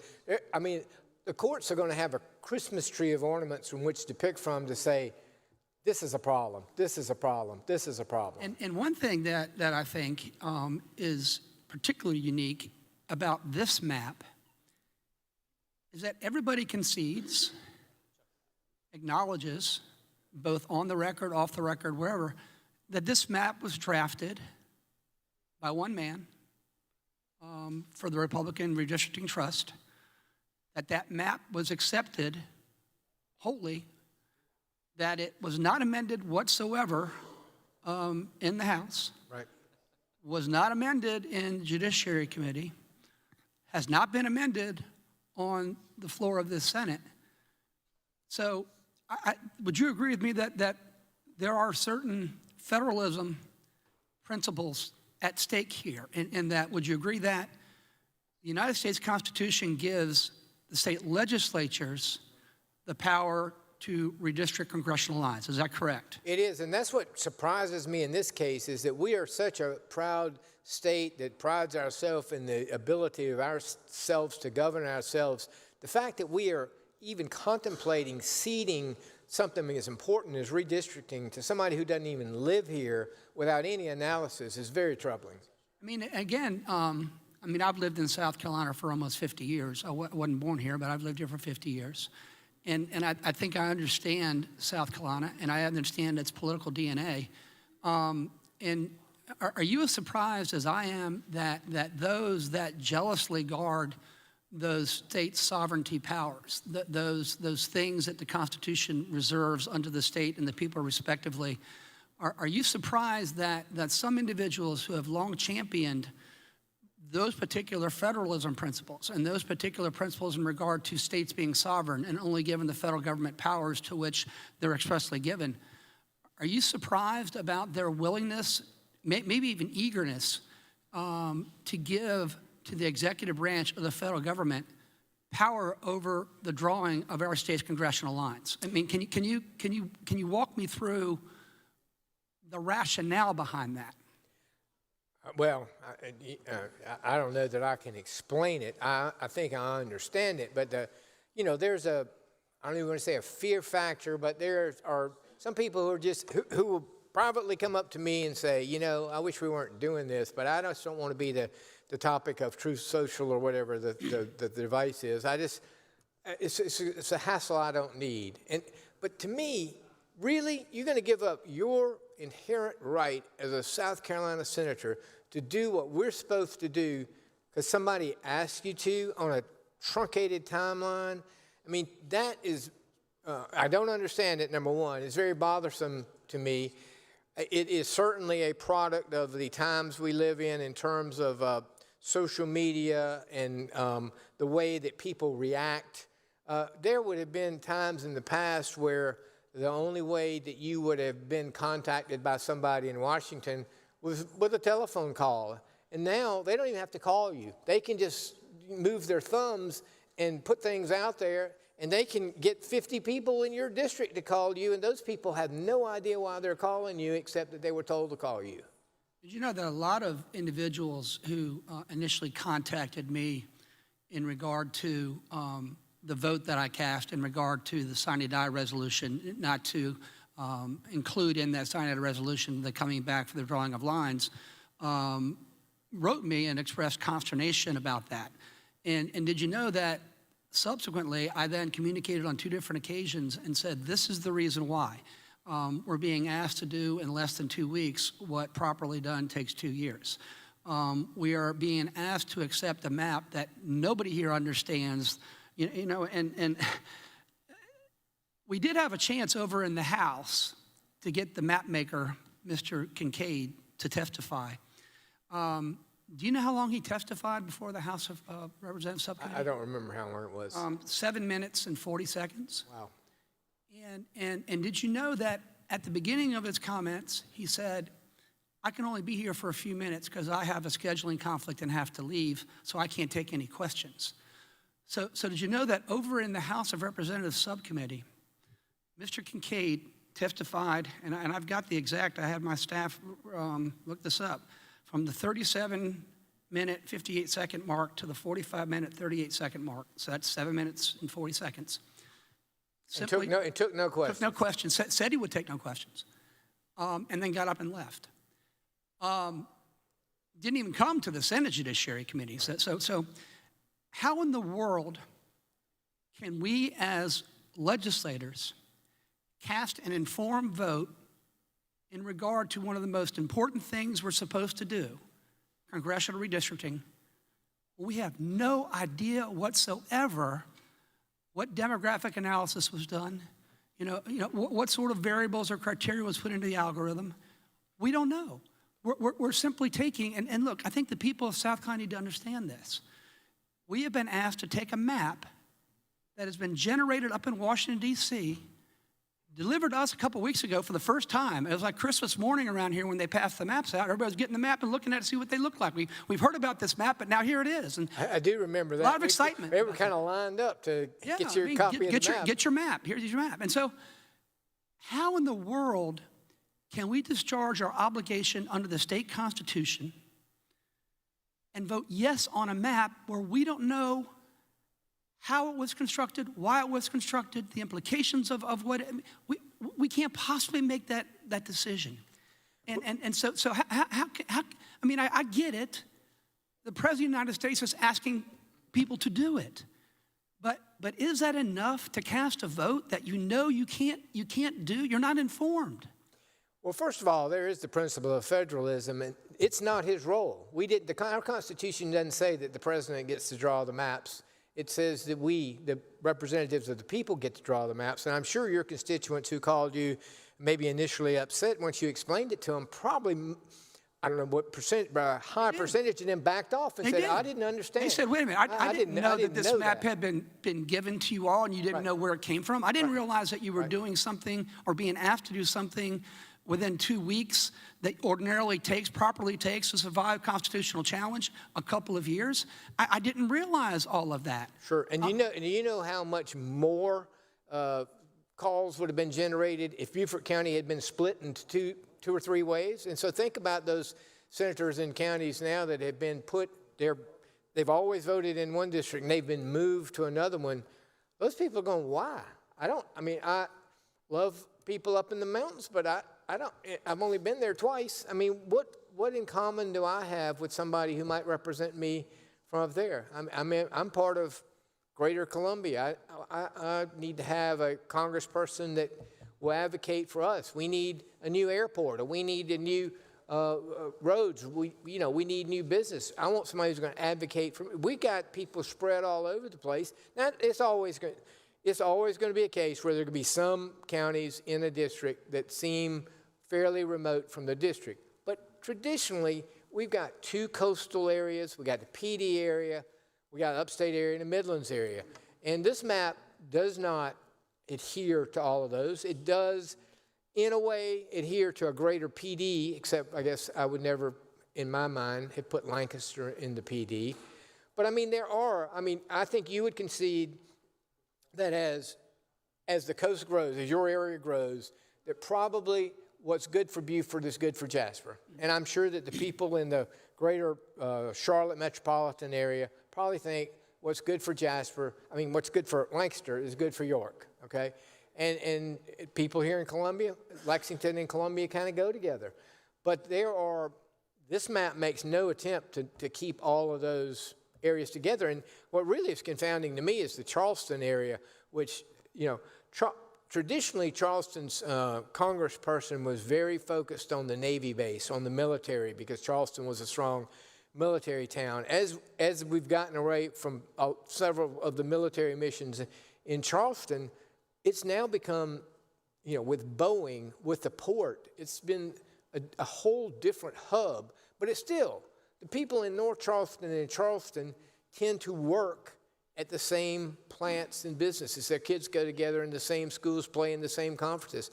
How are they getting split so that part of Charleston goes all the way to the North Carolina line, and the other part of Charleston goes all the way to the Georgia line, and yet you got people that live across the street from each other going 2 different directions? That doesn't make a lot of sense.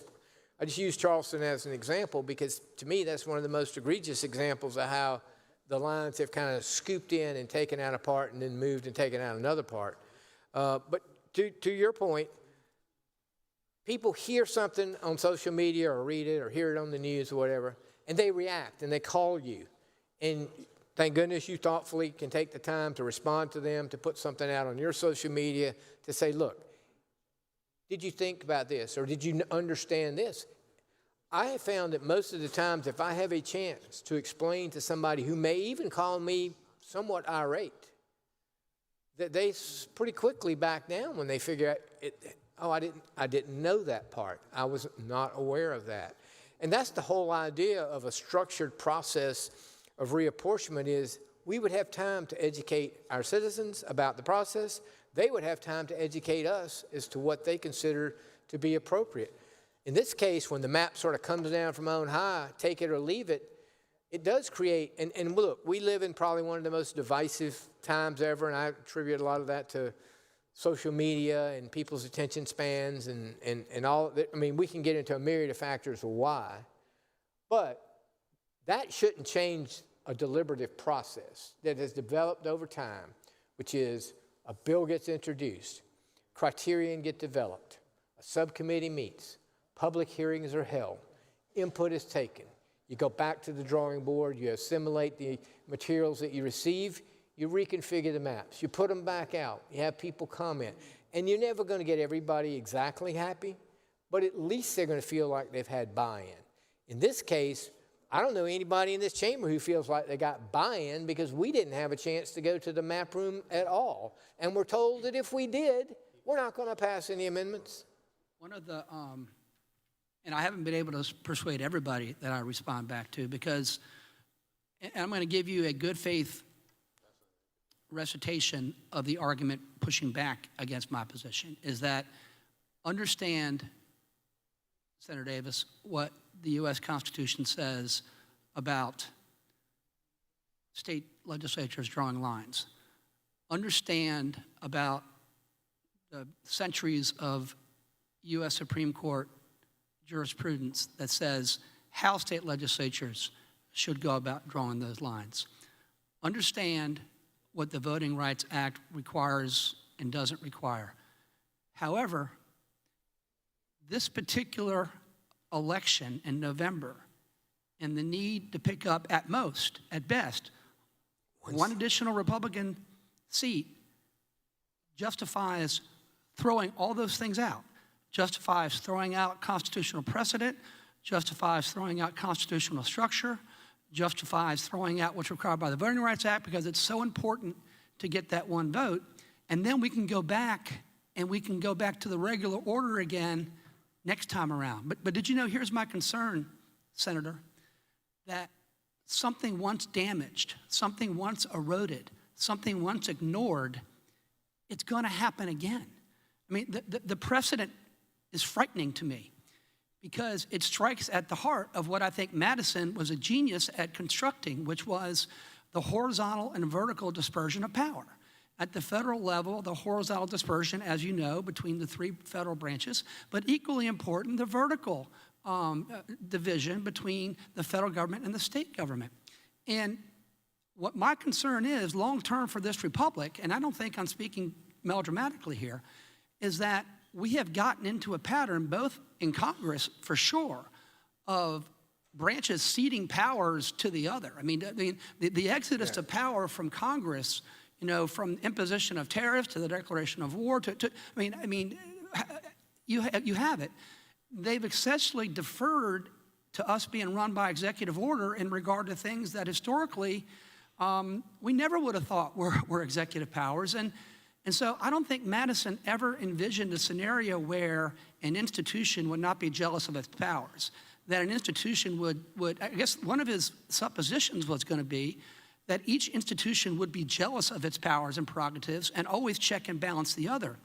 Did you know it concerns me that that logic breaks down if you in fact have a branch that is more than happy to cede those powers because they don't want to take the tough votes. They don't actually want to do the job of legislating. What they want to do is get a clip that goes viral so they can raise money and get reelected again. And so I've watched from afar that happen in Washington, D.C. with chagrin. But I watch with even more chagrin when it's happening in my own backyard now, when I see not only the horizontal separation of powers breaking down, but now the vertical ones. And did you know that I always thought that South Carolina, and that man on the podium up there, John C. Calhoun, was the biggest proponent for this, is that integral to our republic is having sovereign states that stand up for themselves and protect their rights. And we've always had that in our DNA, haven't we, Senator? We have. I mean, if we're not going to do that, then we might as well just, instead of having 50 legislatures draw the line, why don't we just have all the maps drawn in Washington and they can cross not only county lines now, just let them cross state lines. So let's just draw 435 maps across the country. I mean, that's in essence what we're getting at if we're going to let Washington start drawing the maps in every state. And you know, the thing is, actions have consequences. Precedents have consequences. Deference once given is hard to get back. And so I get it. I get those who are passionately believe that we cannot let Democrats take control of Congress. I don't want, be frank with you, I don't want the Democrats to take control of Congress, just like you would prefer. Out of the barn. Yeah, I share that objective, but at what expense? Because on the one side of the ledger, we've got one potential vote, right, and on the other side of the ledger, incredible damage is being done to a structure that has stood us in great stead and has been admired from around the world in terms of our separation of powers and our ability to have a constitutional republic and our ability to have peaceful transfers of power, and has made us the most prosperous nation in the history of mankind. And we can't pretend we can ignore all that and burn all that down to get maybe one vote, and then think you can restore it all in 2 years. I will say to that, generally speaking, once you go somewhere, going back is a pretty tough thing to do. Because I suggest to you, if we cede the map drawing authority to Washington one time, I mean, why aren't we going to do it next time? Because the same dynamics are at play, right? You've got a very powerful office with access to almost unlimited funds with various affiliated PACs. You have the ability to go onto social media. You have the ability to threaten legislators with legislative challenges and primaries if they don't fall in line. I mean, all of those things are going to be in place going forward, and the only bulwark against that is for states to stand up and say, no, this is our prerogative. These are powers given to us. You don't have the right to come in here and do that. And once given away, and make no mistake, we're giving it away. Does anybody in here think that this map we're maybe going to vote on has anything to do with what the South Carolina State Legislature came up with? And I don't think anybody believes that because we didn't draw it. No, nobody's arguing that. Nobody can argue that. And expediency may be justified in certain times. For instance, Abraham Lincoln suspended habeas corpus. That was an obvious suspension of a constitutional principle. I mean, it was. I mean, I think. I mean, and so he committed, or he violated. I think he could arguably violate the Constitution. I mean, in that case, but in that case, I think you had more compelling reasons than to pick up one particular potential vote in Congress. Well, we were called back here under the supposition that this was an extraordinary circumstance, that something extraordinary had happened, like one Supreme Court case came down, and it was extraordinary. It's not that extraordinary. Supreme Court cases come down all the time that affect the states, and they assimilate that and make adjustments in due time. That's how we always react to whether a federal law gets passed, to whether a treaty gets signed, to whatever it may be. Let me say this, because I'm sorry to interrupt you, but I don't want to lose the thought. Yeah. But you're right. That's why we're back here, is because of the Calais decision. And did you know that in my district, in Beaufort County, the executive committeeman for Beaufort County sent out an email to everybody in Beaufort County, all Republicans, I mean, more than, saying we had to come back up here because the Calais decision made our congressional districts unconstitutional.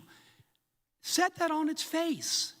And I contacted the person and say, here's the Alexander decision.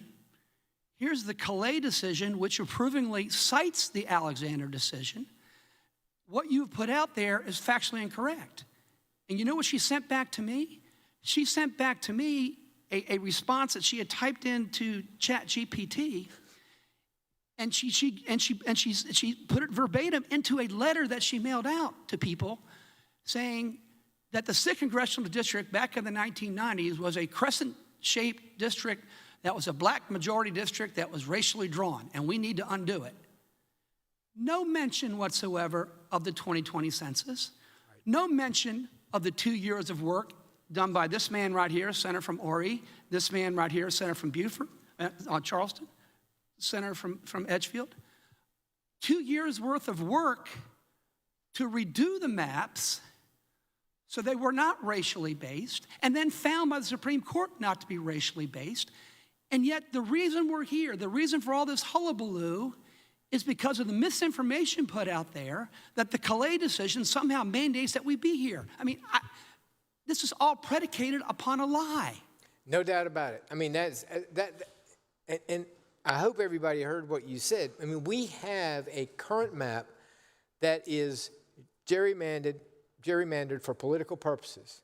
And that has been stamped to say, you can do that, okay? You can do that. And we did that. I'm not saying I like that, but that is what the law is. When the Calais decision came down, it even cited to us saying, what South Carolina did, This is how you do it. You can do it. This is how you do it. Right. And look, and let me just say this. Blue states do this where they're in control of the state legislature, and they play rough and hard, and they look at partisan drawing, and they do that. We do the same thing here because those are the rules of the game. We may not like it. We may think that those are the rules of the game. And we played them hard here in South Carolina after the 2020 census because, as you'll recall, but I think a lot of this is important for the public to hear, that from a Republican standpoint, one of the motivating factors was that Congressional District 1, for the first time in 30 years, had been won by a Democrat, Joe Cunningham. He won in 2018. He won by a couple votes or a couple points over Katie Arrington. One of the animating objectives of the redistricting after 2020 census was to get the first congressional district more competitive for Republican. There's no doubt about it. That was certainly I mean, the idea that we had 2 Democrats in Congress was something that hadn't happened in two decades maybe, and that people wanted to change it. And so to their credit, though, and what's ironic, what is amazing to me is that some of the people being excoriated out there as being rhinos, from Charleston, some from Horry, some from Edgefield, are the ones that got into the trenches, not only for the 2 years worth of redistricting, but then for the 2 years of litigation that followed that, in terms of hours of depositions and having to testify in federal court and upholding our maps. And we won. We won. And as a consequence of that, did you know, Senator, that CD1 now is a so-called as a plus 10 Republican district as opposed to being a district that Joe Cunningham won in 2018. And so I guess the point I'm making is, what are we squeezing? What more juice do we want out of this? I mean, Florida is now just getting to where we are in terms of their percentage of Republicans in Florida and the percentage of congressional seats they have. They want to get where we are. Same with Texas. Same with Alabama. I mean, our sin, if it is one, is actually doing the work that the Trump administration is asking states to do now. We did that work 5 years ago. No, I agree with you. And if you, again, I don't necessarily, I wish all seats were competitive because I think that makes us stronger if we've got competition, real competition, not just in the primary. But that ain't going to happen just because of demographics or where party affiliations lie across the state. But if 40% of South Carolina in a statewide race, 40, 42, 43 vote Democratic, you could argue that we ought to have 42 or 43% of the congressional districts, and we don't. We got about 16%. I mean, so to the fact that a great job has been done from those in control, it happened. And if it was wrong, instead of being cited in the Supreme Court case, there would have probably been a footnote in the Supreme Court case that said, by implication, we overruled the Alexander decision in South Carolina because this case trumps that case. Not only did they not say that, they cited with approval Alexander as a basis for why the ruling in Louisiana could be done. I want to, in the minutes we have left, I want to take you down some hypotheticals. Let's assume that on Tuesday or Wednesday, whenever it is, let's assume that these maps are passed by the Senate, signed into law by the governor. At that point, early voting's underway, let's say for a couple of days, for the sake of my questions here. What happens? All right, so somebody files an action in state court to do what, or somebody files an action in federal court to do what? Play this out with me for a little bit. Well, I think in state court, you're going to have an action filed in the original jurisdiction of the Supreme Court, which decided Alexander, basically asking them to apply Alexander to this new map and say that it's not going to, it doesn't meet the challenge of, it doesn't make any rational sense to change a map that had been proved by Alexander.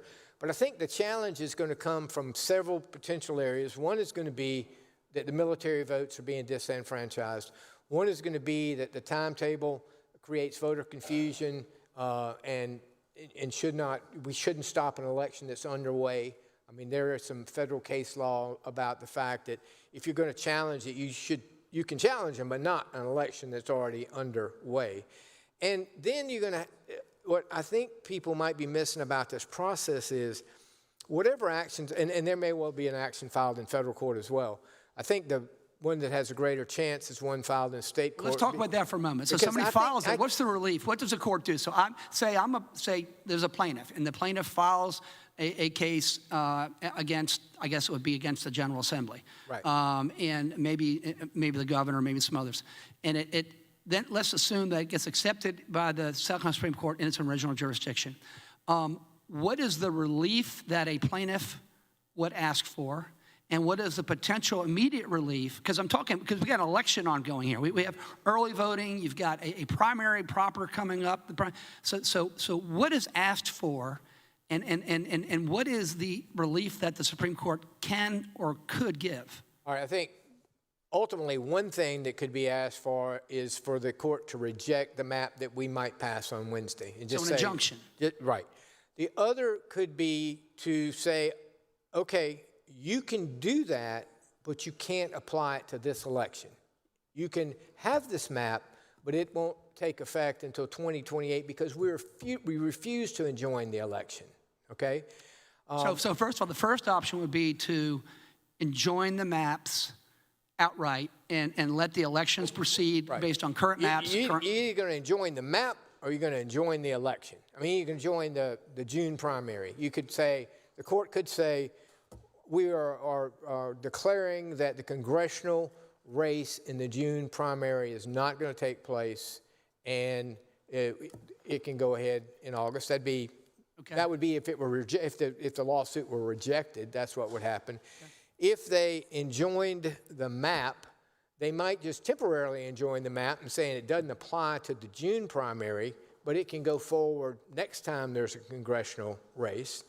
But there's only so much relief that the court can grant.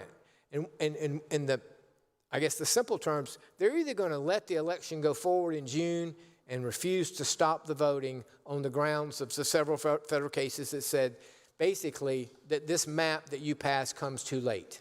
You may have legislative authority to pass this map, but you don't have legislative authority to upset an ongoing election. That'd be one possibility. The other possibility that may be asked for is that maybe the map that we're going to send to them violates the principles set forth in Alexander. I do think that you're going to have several potential plaintiff scenarios. One might be from military votes. One might be from absentee votes. One might be from early voters, because there are going to be people in an early voter class by then whose votes, they've already cast their votes. You may actually have one filed by a candidate who says, look, I've spent all this money based on this race, and it'd be totally unfair to me and the people that I represent to go forward. As I understand it, that in order for a court, the Supreme Court, to issue an injunction to any party, there would have to be a showing of irreparable harm and a showing of a likelihood to succeed on the merits. That's right. And so I guess the issue presented to the state Supreme Court by the plaintiff in the first instance, and then I would suppose by the defendant in the second instance, both asking for injunctions. I assume the plaintiff would be asking for an injunction in regard to the maps. The responding party, the state, may be asking for an injunction in regard to the congressional primaries because they want them to be held in August. And so each side would then be required to show A, irreparable harm, and B, a likelihood of proceeding on the merits before the court would take action in either case. Is that correct? Yes, although, I mean, there's a distinction between a preliminary injunction or a temporary restraining order and then a full injunction, and usually the difference is the process by which a hearing takes place. Because what the court's going to have before it at the time that I guess it's asked to enjoin the map, or if the response comes and asks to enjoin the voting on Tuesday. I mean, I guess when this bill takes effect, it's going to say in the terms of the bill that we're not going to have congressional elections in June. In August 14th, whatever it is. Right. And the court would enjoin that either on the grounds that it comes too late or there's no likelihood of success. I mean, when I say it comes too late, there'd be irreparable harm created, or you're not going to win on this on the merits, so we're not going to do it. But inherent in that process is, in fact, a process, which typically would be that somebody files an action in the original jurisdiction of the Supreme Court, and they serve the parties. The parties in this case are going to be probably the president, the speaker, the election commission, maybe the governor. And so now you've invoked, depending on how many parties you named, you got 4 sets of respondent lawyers. You got 1 set of petitioner lawyers. Unless there are multiple cases filed on Tuesday. Because you could have the absentee ballot case filed, you could have the military case filed, you could potentially have somebody else filed. Early voter file? What I'm telling you is the Supreme Court might be faced with 3 petitions for original jurisdiction, all coming in the door after midnight on Tuesday.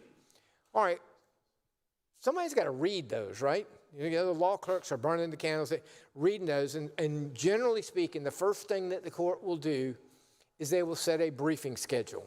And they will say, we have received these, they may have merit, we ask whichever side to give us a brief within, and they could truncate it. And I mean, normally it's like a week, right? And that's likely to be ordered without there being a temporary injunction? This is so before they can decide whether to... I mean, is it possible to enter in a restraining order or a temporary injunction on the pleadings? On the pleadings themselves? You could. That would be, I would think, and I think it would be highly unlikely in this scenario, although to be effective, but the thing is, if you enjoin the June elections, you can't go back and unring that bell, right?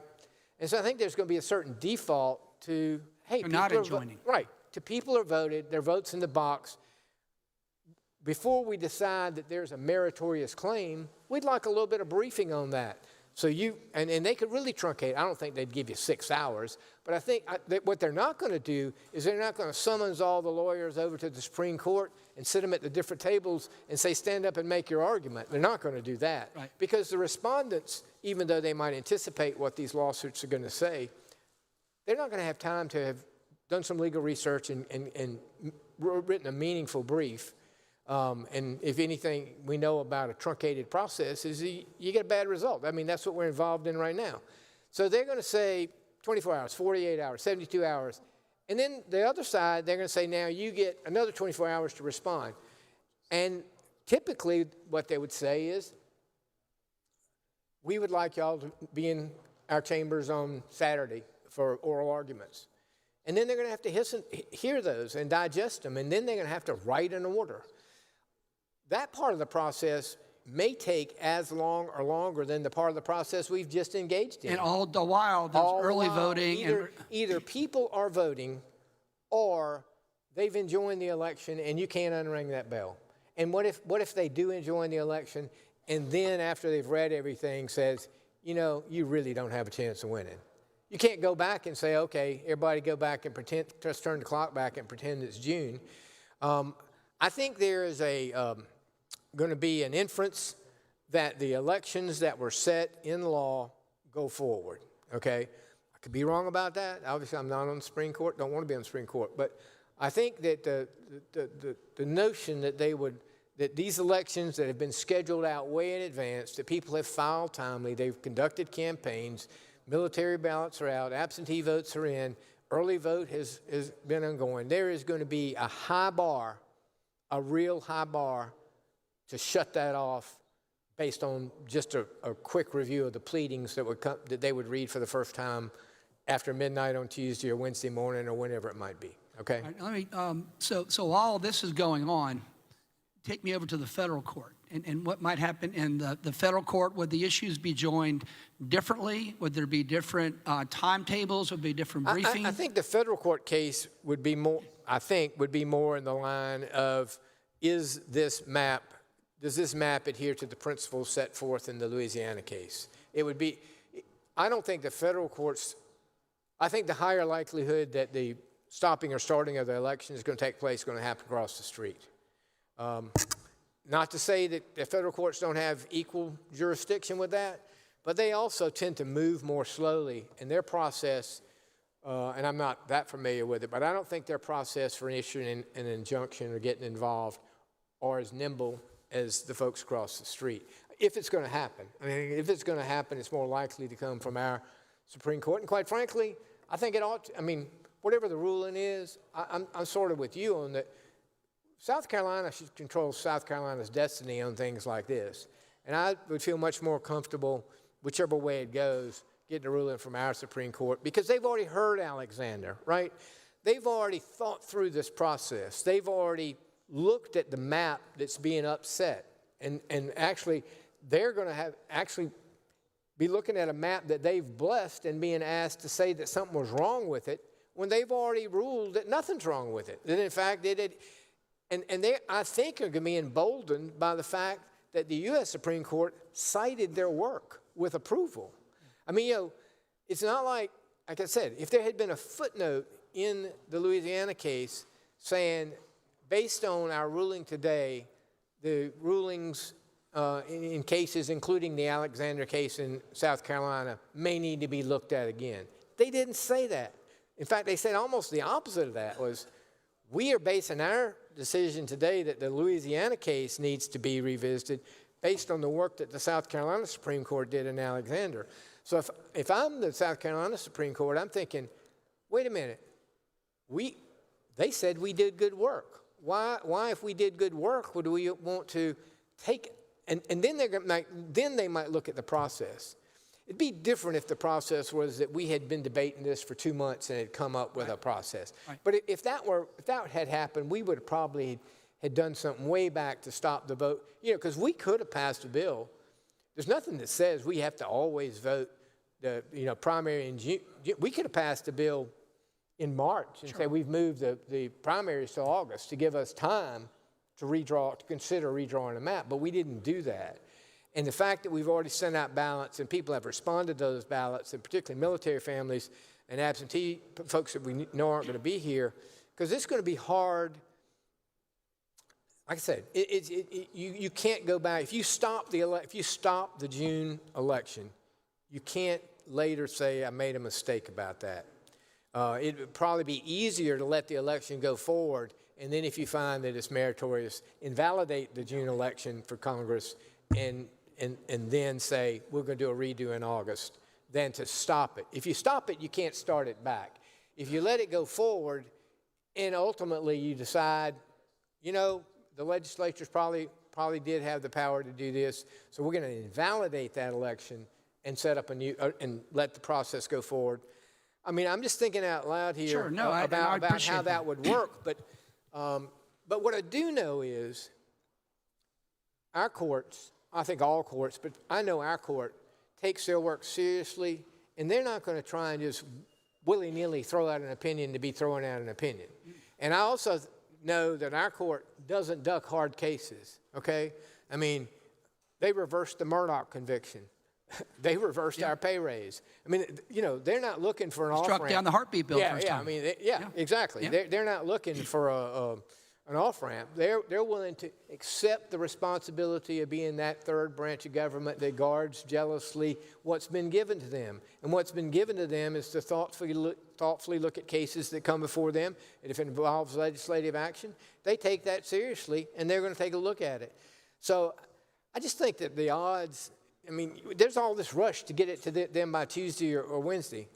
I sort of think the cow's out of the barn on that. I mean, really, I think unless we got it to them by like last Friday and gave them a briefing schedule of this week to come up with something, there would be a higher likelihood they might do something, particularly in light of the fact that Alexander was cited approvingly in the Louisiana case. Thank you for taking the time to answer my questions, Senator from Orangeburg. I appreciate it very much. Send me the bill. All right, okay. So with that, Mr. President, I would move that the Senate do now adjourn. Okay, I'm sorry. I would withdraw that and ask unanimous consent that we read the box. Is there objection to the unanimous consent request to go to the box and read the box? Hearing no objection, thank you. So ordered. Thank you, Senator from Orangeburg.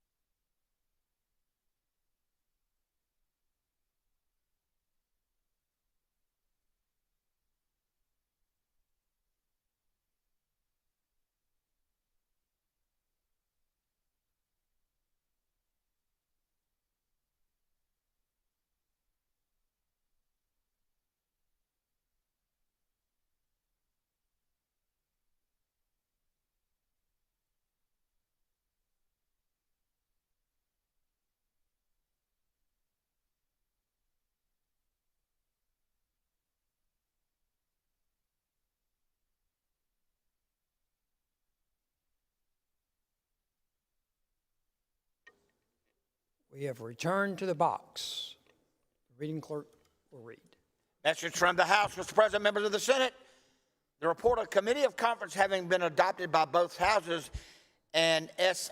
688, a bill by Senators Massey and Kimbrell, amending the code relating to contributions and payments to the unemployment trust fund definitions, having been read 3 times in each house, it was ordered that the title thereof be changed to that of an act and that it be enrolled for ratification.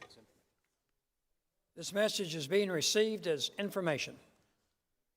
Reading clerk will continue to read.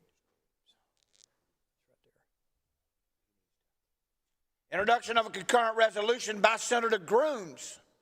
It requests the Department of Transportation name a portion of French Quarter Creek Bridge on Cainhoy Road in UG in Berkeley County, William Ellington Senior Bridge, erect appropriate signs and markers.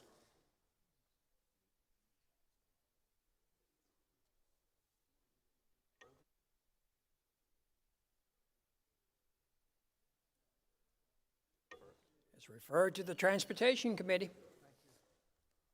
Introduction of a Senate resolution by Senator Jackson is to honor Macy Edward Christopher Chris Webber III for his remarkable basketball career, his contributions to education and commentary, and his enduring positive influence on generations of young people, declared June 5th, 2026 as Chris Webber Day in South Carolina.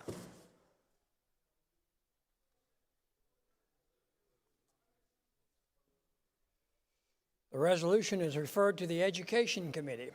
Introduction of House Bill 4737. This bill adds a section to the code so as to create a mandatory orientation training program for new members of the boards of trustees of public universities of higher learning.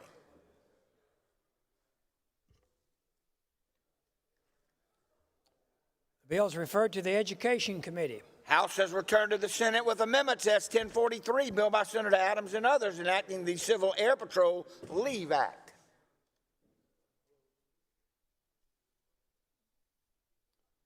This is placed on the calendar.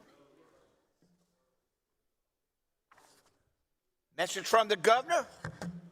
Mr. President, members of the Senate, I'm hereby vetoing and returning without my approval S 428, which is a bill amending the code relating to the jurisdiction for offenses involving checks and penalties. The bill will be placed on the calendar. Further message from the governor, Mr. President, members of the Senate, I'm hereby vetoing and returning without my approval S 238. This is a bill amending the code relating to adjournment of the General Assembly and conditions for the extended session. The bill will be placed on the calendar. Newberry County delegation reports favorable initial appointment of a Newberry County magistrate, Ms. Brianna Hawkins Ergel of Prosperity. The pending question is confirmation of the Newberry County magistrate. All in favor of that motion would say aye. Opposed, no. The ayes have it. Senator from Berkeley, Senator Grooms, what purpose do you rise? Is the box clear? I'm informed that the desk is clear. Mr. President, I move that we take a 5-minute recess. Motion is we take a 5-minute recess. All in favor would say aye. Opposed, no. The ayes have it. We will recede for 5 minutes.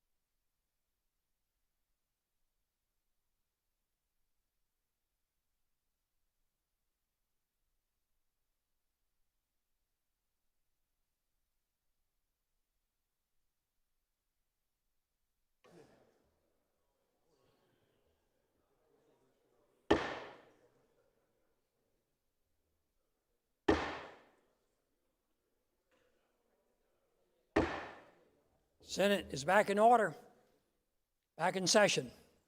Come to order. Senator from Berkeley, Senator Grooms, what purpose do you rise, sir? Ask to speak to the amendment. You're recognized to speak on the amendment.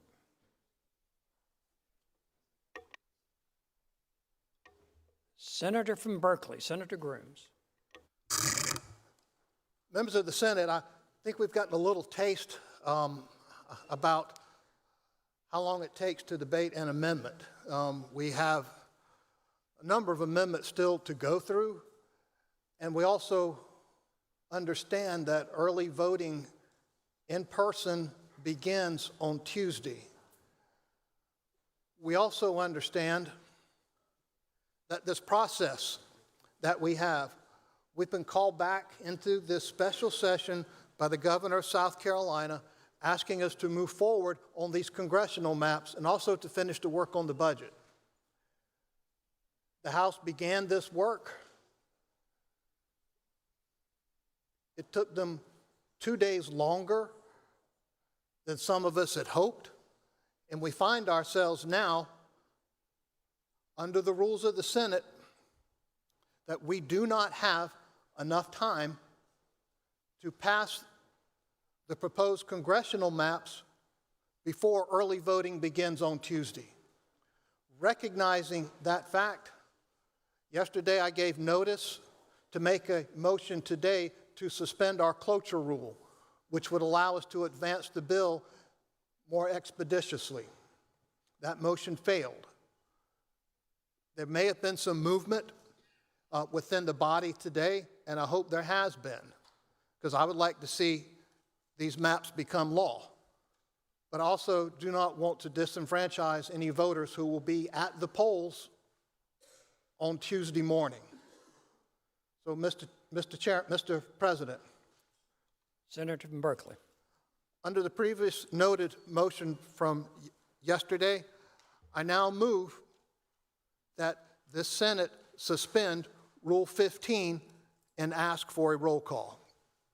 5 members second that call. Senator from before we go to roll call, Senator from Williamsburg, what purpose do you rise? Preliminary inquiry. State your inquiry. Well, Mr. President, the motion has been made already. Vote taken. I guess point of order that he should not be allowed to reiterate that motion again, Mr. President. Otherwise, we take the position that folks can just make the motion and make the motion and make the motion. We think Senator from Berkeley, with all of his elegance, should be cut off and not allowed to make that motion again, Mr. President. Anyone else wish to speak to that point? Senator from Pickens, what purpose do you rise, sir? I don't know how you're going to rule on that, but if you were to rule in favor of the senator from Williamsburg, I would be making a motion to reconsider the vote from the previous request. The motion that was where I was on the prevailing side on that. Mr. President. Senator from Berkeley, speaking on the point. Yes, Mr. President. Senator from Grooms is recognized on the point of order. Mr. President, under Rule 43, all it speaks to is that notice must be given one legislative day prior to, and that this motion is a procedural motion, and procedural motions throughout our rules and within Jefferson's are allowed to be made multiple times within a legislative day. Senate, stand at ease momentarily.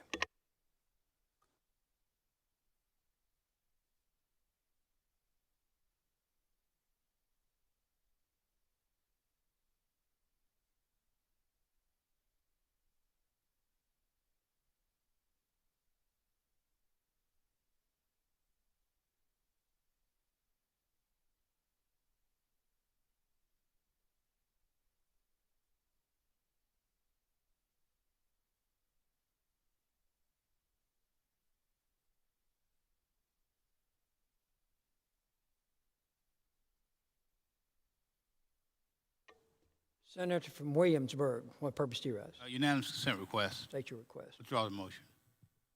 Point of order. Is there objection to the senator from Williamsburg withdrawing his point of order? Hearing no objection, so ordered.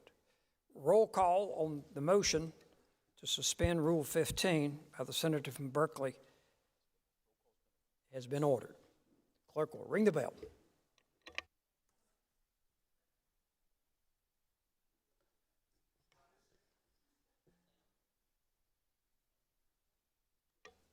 The reading clerk will call the roll of the Senate. Mr. Adams? Aye. Mr. Alexander?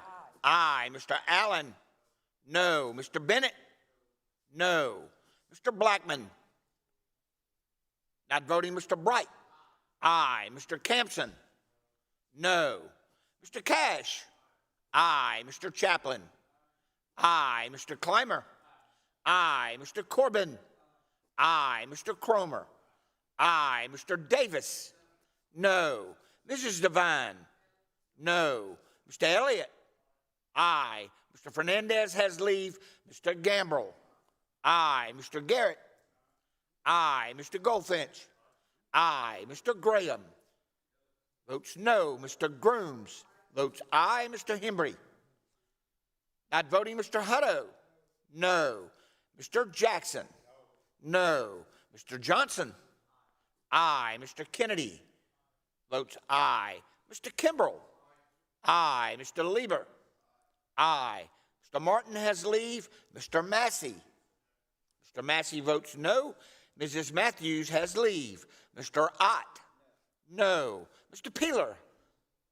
Votes aye. Mr. Rankin? No. Mr. Rickenbaugh? Aye. Mr. Rice? Aye. Mr. Sabb? No. Mr. Stubbs? Aye. Mr. Sutton? No. Mr. Tedder? No. Mr. Turner? Aye. Mr. Verdon? Aye. Mr. Walker? No. Mr. Williams has leave. Mr. Young? Aye. Mr. Zell? Aye. Senator from Greenville, Senator Turner, what purpose do you rise, sir? Unanimous consent. State your request. For leave for the senator from Oree, Senator Hembry for the remainder of the day. Is there objection to the unanimous consent request to have Senator Hembry have leave for the remainder of the day? Hearing no objection, so ordered. Senator Blackman votes aye. Other members wishing to record your vote?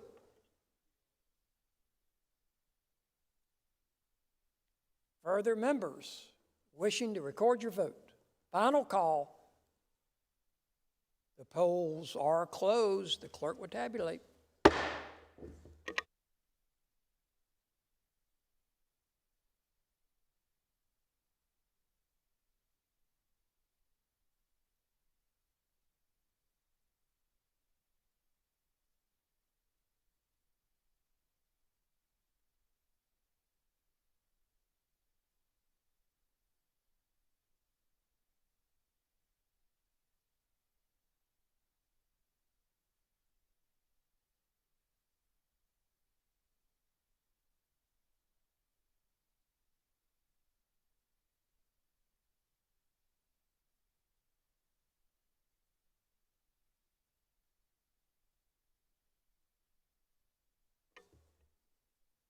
By a vote of 26 to 15, the motion fails.